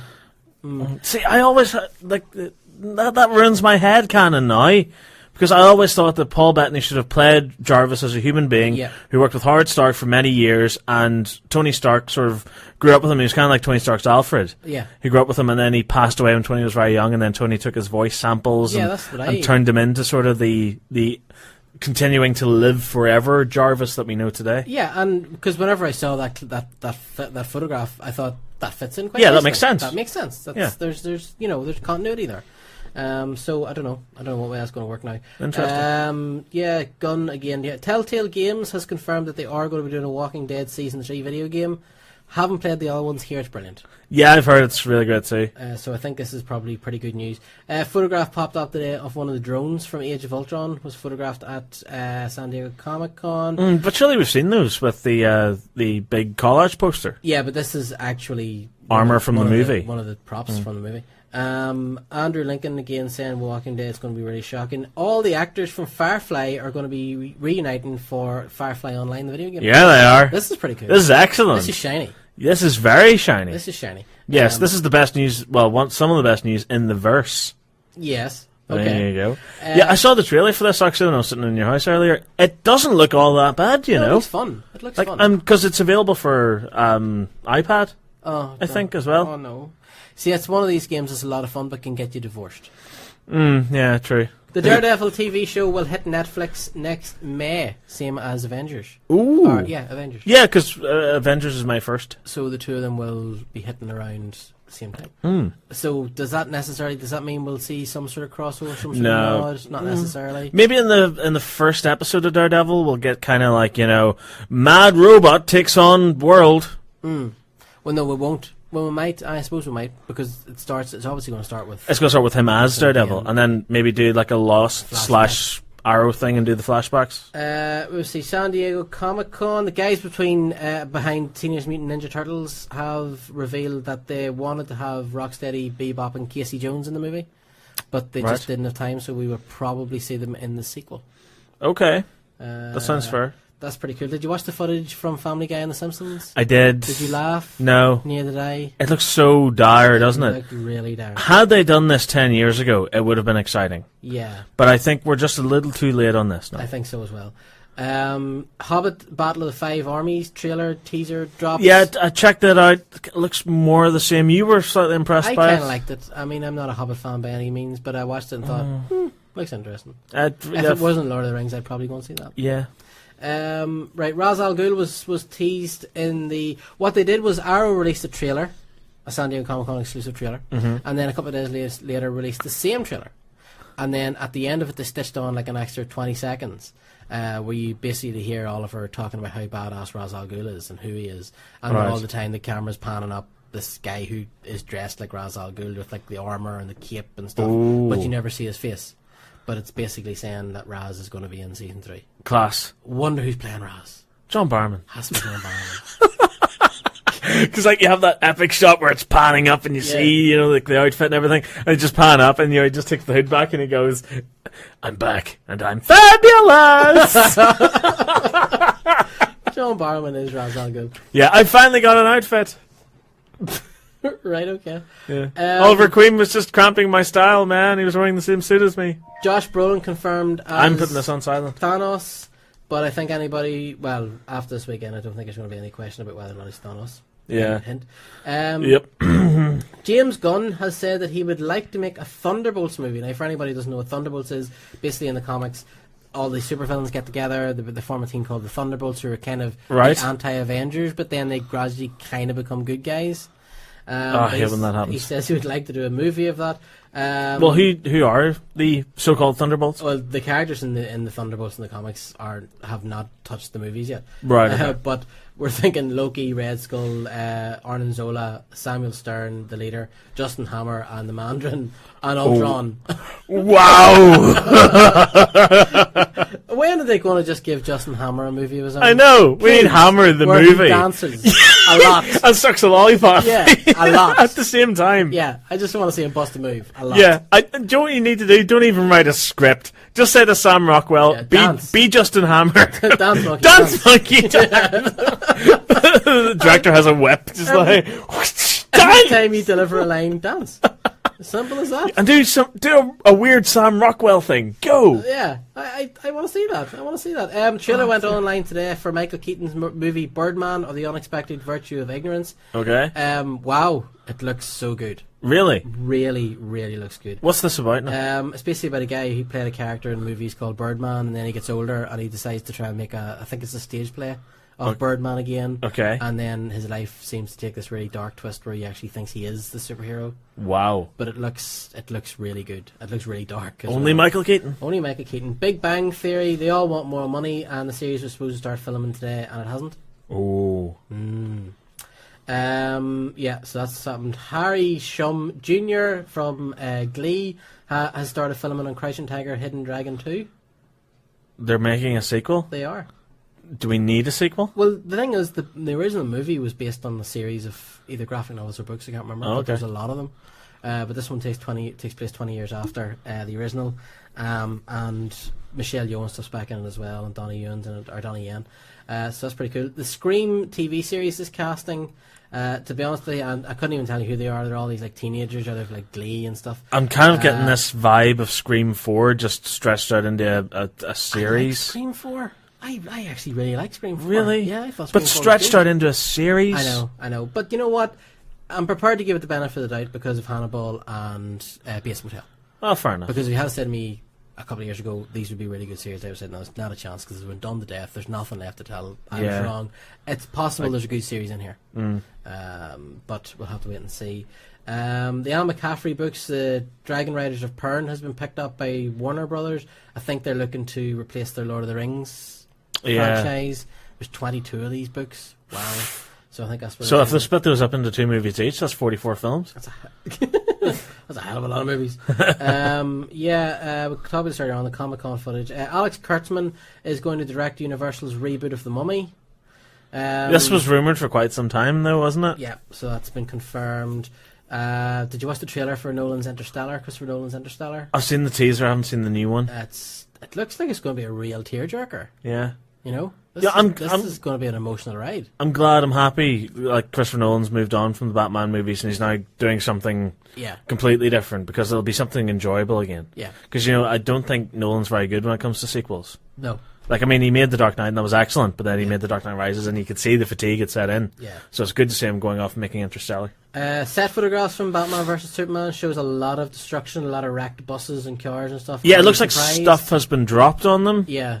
What do you think that is? Think that's just a fight between Batman and Superman? Do you think that's anything? Don't know. Because they look pulled in and crushed in. It looks like what happened at the end of Man of Steel. Yeah, like things have been dropped on them. What else? The Tremors reboot looks like it's not going to be a reboot. It's going to be a sequel. Either way. We were watching Tremors before we came out. The first one's still great. It's class. It's so good. Kevin Bacon at his finest. It's so good. Kevin Bacon at his fugliest. Quentin Tarantino interested in making a sci-fi movie. He has an idea for a sci-fi story. That would be insane. I want to see a Quentin Tarantino sci-fi movie. Yeah. Definitely want to see that. And he's talking about doing an extended cut of Kill Bill as well, isn't he? Yes. Because this has been thrown around for years now. And he's announced Hateful Eight. There's actually a poster for Hateful Eight in the new issue of Empire magazine. Yeah, we have it on the site as well. If it can be as good as Django Unchained, which I loved. Yeah. I loved Django Unchained. It was so good.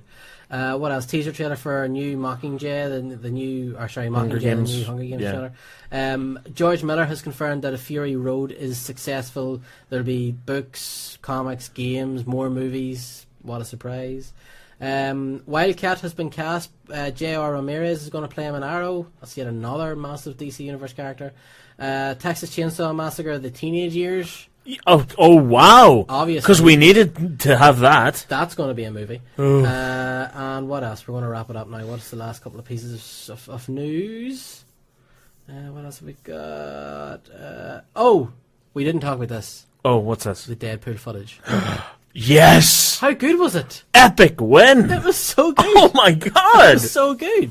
Oh my god! So good. Now this... Right, what you need to understand about this, right, is that there was a movie that came out in 2009 called X-Men Origins Wolverine. Mm-hmm. And in that was Ryan Reynolds as I was going to call him Slade Wilson. What's his name? Wade Wilson. Wade Wilson, yeah. Right, okay. Wade Wilson, a.k.a. Deadpool. And it was terrible. It was an abomination of Deadpool. So everybody thought, right, okay, if they're going to do a Deadpool movie, don't have Ryan Reynolds play Deadpool. Mm-hmm. Okay, this footage alone, how long is it? Like 2 minutes? Yeah. This has sold me for Ryan Reynolds as Deadpool. Mm-hmm. As long as the direction and the writing is right, this is the perfect role for him. And I think could finally break his superhero curse. Because he's been in lots of like superhero and comic book movies, which have all bombed or been terrible. Mm-hmm. This looks fantastic. It does, and it's now the footage itself is from 2011, I think it is, when Fox were toying with the idea of making a Deadpool movie, and it's spot on. Yeah. It's so spot on. It's funny, it's violent. Nails the tone of Deadpool perfectly. Yeah, I like mean, he talks to the camera. Yeah. He's so self-aware. The jokes are fantastic. Yeah, and I mean, it's so... Because I was listening to it going, that's Ryan Reynolds. Yeah. That's really good. And you can tell, because Ryan Reynolds has always been quite passionate about Deadpool, and he hated what they did with him in Wolverine, and he wants to make amends for that. Yeah. And whether the movie gets made or not, this little 2 minutes has made amends for it. Yeah. There's no easy way to say this. John, I'm pregnant. John, I'm pregnant. It's just randomly while he's sitting between two goons. And it's, Getting hit with it. And you said, and I was actually laughing out loud, was the bit where you said where the car flips. Yeah. And he's in slow holding motion. up a picture of him cutting the head off this bad guy. Yeah, but pointing at the bad guy whose head he's going to cut off, and it's in slow motion. And it's like drawn by by like crayons. Like he's drawing this while the car's flipping. And he's showing him what I'm going to do to you. It's like, sorry, like I had to complete my homework on the bus type of thing. That's like this really crude drawing. And it's so funny. It's so good. And the bit where he gets his head pushed up against the chair and he's like, ooh, soft Peruvian leather. It's so good. It almost kind of reminds me of what Spider-Man should be like. Yeah. And you know what? I want to see 2 hours of that. I want to see 2 hours of Ryan Reynolds being funny like that. And I don't care if he wears the mask the whole way. I don't even want to see Ryan Reynolds. It's just funny. He should keep the mask on for the whole thing. He should. Really authentic to Deadpool. What else? Peter Capaldi has said there's not going to be any flirting in Doctor Who this time out. Good? Yeah, damn right good. Not for the puppy eyes nonsense. Vin Diesel has confirmed Triple X3. I am Groot. Yeah, that's exciting. New teaser came out for Gotham, which hints at there's this great scene where Gordon's kind of giving off to Bruce and telling him he's going to kill himself, and Bruce says, "I'm not. I'm training. I'm pushing myself." So obviously you're going to start seeing the training to become Batman.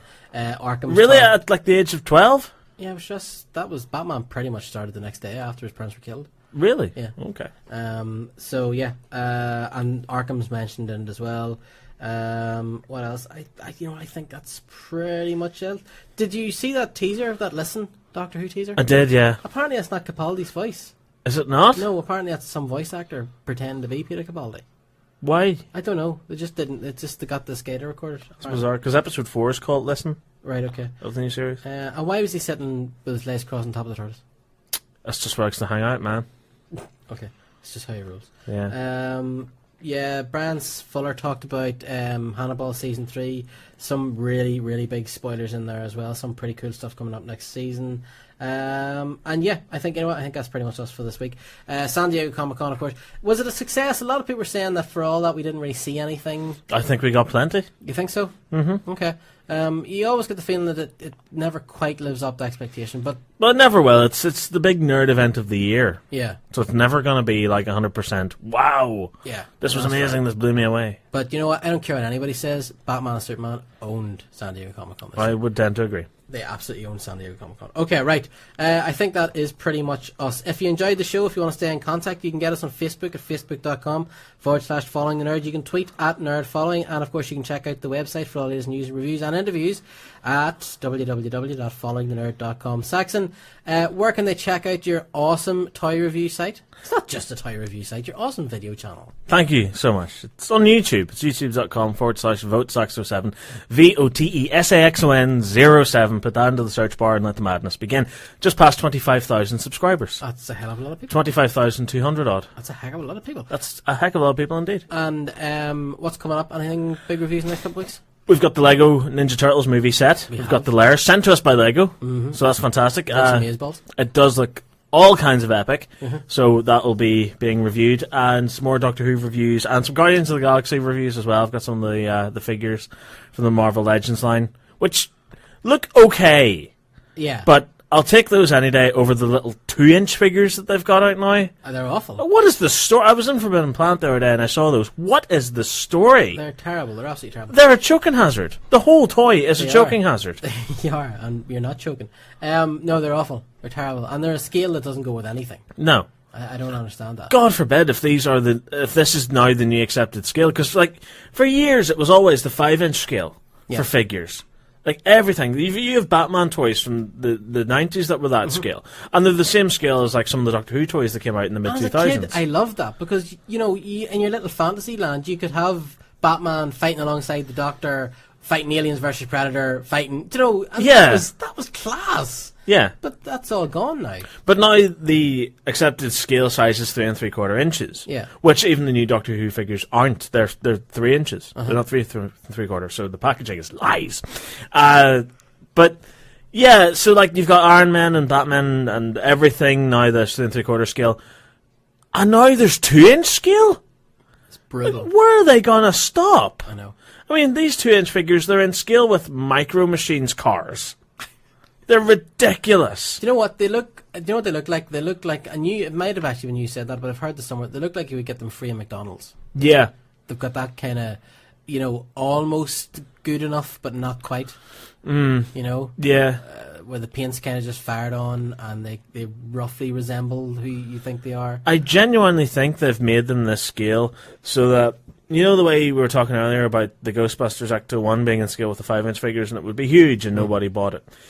Well, I think what toy companies now are trying to do is they're trying to make the vehicle small enough so that they're not so expensive and parents will be more willing to pick those up. You a vehicle instead of 40 quid kind of thing. Yeah, so instead of like doing that, they're releasing vehicles that are tiny and they're making figures really small to accommodate those, because I've seen Star-Lord's ship from Guardians of the Galaxy in toy form, and it's really small. I don't really know how to describe it, but it is quite tiny. And naturally the figures would have to be the 2-inch scale size that they are to fit in with that. But you don't think kids want detail? I don't know anymore, man. Like, I mean, as a collector, I love detail. Yeah. I love, like, because I bought a Captain America the Winter Soldier Falcon figure the other day. Which is beautiful looking. And it is one of the best. I think it surpasses their Thor the Dark World figure. I think this is the best work Marvel Select have done in their entire run, because it looks like Anthony Mackie, the detail on his flight suit is excellent, and the detail on the wings are excellent, which are also removable, so you can just have him with the folded up jetpack. Yeah. It's gorgeous. I have that figure on display with his wings out on top of everything on my display shelf. I don't even have it with my other Marvel Select figures. I just have it on the top because he has the wingspan and all. He looks gorgeous. And, like, as a kid, I would have wanted the detail as well, because whenever I play with an action figure as a kid, I want it to look like the corresponding person. Like, if I'm playing with a Thor figure, I want it to look like Chris Hemsworth. If I'm playing with a Doctor Who figure, I want it to look like Peter Capaldi. And instead, we're getting these things, these blobs of plastic that vaguely look like the person. And in the comments section of some of my videos where I say this, there are people saying, I'm a kid and I don't care about detail. I'm a kid and I think this is great. I think this looks like Matt Smith and I think I can play with this and this looks awesome and blah, blah, blah. And it's like, but... And then, like, there's some people who go like, oh, well, it's just a kid's toy, who cares about detail? But detail's important. Not just for collectors, but, like, there are certain elements that make a thing a collectible and certain elements that make something a toy. And there are certain elements that make something both. And detail is one of those. Yeah. Like, if you have an amazing amount of detail on a toy and it's still got a lot of posability and joints and features and stuff, it's everything. It's a collectible and a toy. If there's something that's an amazing amount of detail but not too much articulation or many special features, it's a collectible. Yeah. If there's something that is just there to be played with and doesn't really look too great, it's just a toy. That's why I'm, like, whenever I review the new Doctor Who 3 3/4 inch figures, I would say these are great for kids, but not so much for collectors. Yeah. And I get so much jip for that. Like, so many people right underneath my videos saying, oh no, this is great and these look really awesome and stuff and I'm going to pick them up and who cares about detail and stuff. And it's like, well, detail's important and I can't stress that enough. No, I would definitely be with you on that. I mean, you know, you want the detail. And what happens is, well, then you go into Forbidden Planet and they have these figures up on display beside, like, the DC Direct figures and the NECA figures and it just really shows up how dire they are. Yeah, it's really disheartening as well as a collector. Yeah. I mean, is this where all roads are headed when it comes to collectibles? Are we going to eventually end up back in the 80s where you'd be lucky if He-Man's arm moved? Yeah, no articulation, thrown on paint, poor sculpting. Alright, they're cheap, you can buy a load of them, but they're not cheap. That's the issue these they're days. Cheaper. They're cheaper than the other figures. Yeah, they're £3 short of a tenner. I know. Whoop-de-doo. Yeah, I mean, you're still, you break a tenner and you get £3 back. That's gone anyway, because you're going to buy a bottle of Coke and a packet of crisps, and that's the rest of your money all gone. It's a fool's errand, to be honest with you. And I think this is being upheld by the fact that we're seeing character options now putting out the, not Clara, what do you call her? Oswin. The Oswin figure, and the Doctor in his purple Is sort of the snowman Willy outfit. Wonka suit. It's Willy Wonka suit. And we're getting the Time of the Doctor suit with handles, and I think that's while character options are trying to put out the fans are still saying, look, we want the bigger figures, we want the detail. Honestly, do you know what I really want? In an ideal world, I'd love to see, by all means, carry on with the 3 3/4 scale. Mm-hmm. It seems to be successful. Kids seem to be picking it up. Fine, but for the adult collectors, for the people who things like detail matter and features matter, do things like this. Release a run and do like 3 or 4 figures, because characters' biggest problem with the 5-inch figures were that they were making repaints and they were making sculpts of characters that nobody wanted. I mean, like, there's a figure of Uncle from the Doctor's Wife episode. Okay. Do you have that figure? No. Neither do I. I didn't even buy the Doctor's Wife.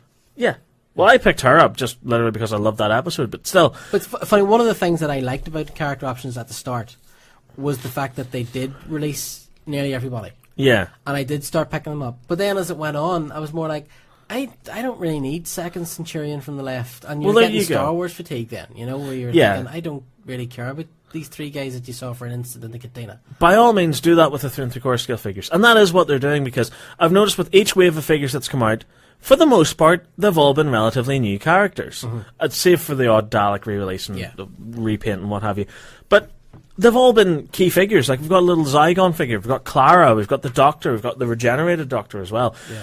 But every now and then, do a run of maybe 1 or 2 figures per wave in the 5-inch scale. Give us a Clara. Give us a 12th Doctor in costume. Give us what they have done, a War Doctor. Yeah. Give us a Matt Smith in the Series 7B outfit. Give us an Oswin with a little souffle accessory, which is just fantastic. Little burnt souffle accessory. Give us a Matt Smith with a handles accessory. Yeah. Like, I want to see that. Like, don't charge us £30 for it. Well, don't obviously do that. Like, I mean, the War Doctor was 15. Yeah. That's as much as I'm willing to pay for one figure. I totally agree with you. And the Yes figure, I think, was that price as well. It was, yeah. And, yeah, stick an extra £5 on there if you're only going to be making a select run on them. That's understandable. Don't charge £30 for one figure. I mean, I can understand with the Impossible Girl set that's come out with the Doctor and Clara together, or the Doctor and Oswin together, being £30, because obviously 15 and 15, 30. But then you're in a situation as he explains maths, where you're buying the Doctor again. But at least it's an original Doctor. I know, but it's still the Doctor. It's still the Doctor. But a lot of people did want that outfit, though. Did they? Yeah, because whenever I posted the picture of it to facebook.com/Saxon07, a lot of people said, brilliant! I've always wanted a figure wearing a snowman outfit. Like, oh, I love that. And the best part of the crack is, his head is removable. Right. So you can put the old Doctor from the Time of the Doctor set's head onto it and complete the look, because that was outfit basically that he was wearing at the end of the Time of the Doctor, when he was the old man. I'm not sure I'm sold on that. Right, we're going to call it a night. Okay, I think we've gone well over time. Listen, Saxon, thank you very much. It's always a pleasure having you on the show. Oh, it's a pleasure being here. Thank you again so much. No bother. For everybody out there who's listening, thank you very much, guys. There wouldn't be any point in doing it if you weren't out there listening, reading, and basically trolling us as well. Stuart from the Money Movie Show, of course, thank you for coming on. And to everybody that was following the show on Twitter and Facebook and everything else, guys, thank you very, very much. In the words of the late, great Mr. Dave Allen, I am Groot. May your gods go with you. Until next week, take care, guys. Well, that's all the time we have for this week. If you'd like to listen into the full show, you can stream it live every Thursday night from 9 PM UK time by clicking the link at the top of our website, followingthenerd.com. And as always, let us know your thoughts on all of our latest stories by sending us a tweet on Twitter @NerdFollowing and liking our Facebook page, facebook.com/followingthenerd. Thanks for listening, and until next time, farewell. Following the Nerd is produced and hosted by Mark Savage, with co-hosts Stephen McCullough, Jay Faulkner, and Paddy Ryan. Following the Nerd is edited by Stephen McCullough, with original music by Paul Morgan. This podcast is not endorsed by Lucasfilm Limited, 20th Century Fox, Warner Brothers, Dark Horse Comics, Marvel, IDW, DC Comics, HBO, AMC, or any other company group unless expressly stated as such, and is intended for entertainment and informational purposes only. Following the Nerd and the Following the Nerd logo are all rights and reserved worldwide. All of the trademarks are the property of their respective owners. Following the Nerd Online, the Following the Nerd logo, and all associated logos and designs are the intellectual property of Following the Nerd Limited. All music and recognizable features and all intellectual property related to these trademarks are likewise the intellectual property of Following the Nerd Limited. All original content of this podcast is the intellectual property of Following the Nerd Limited, unless otherwise indicated.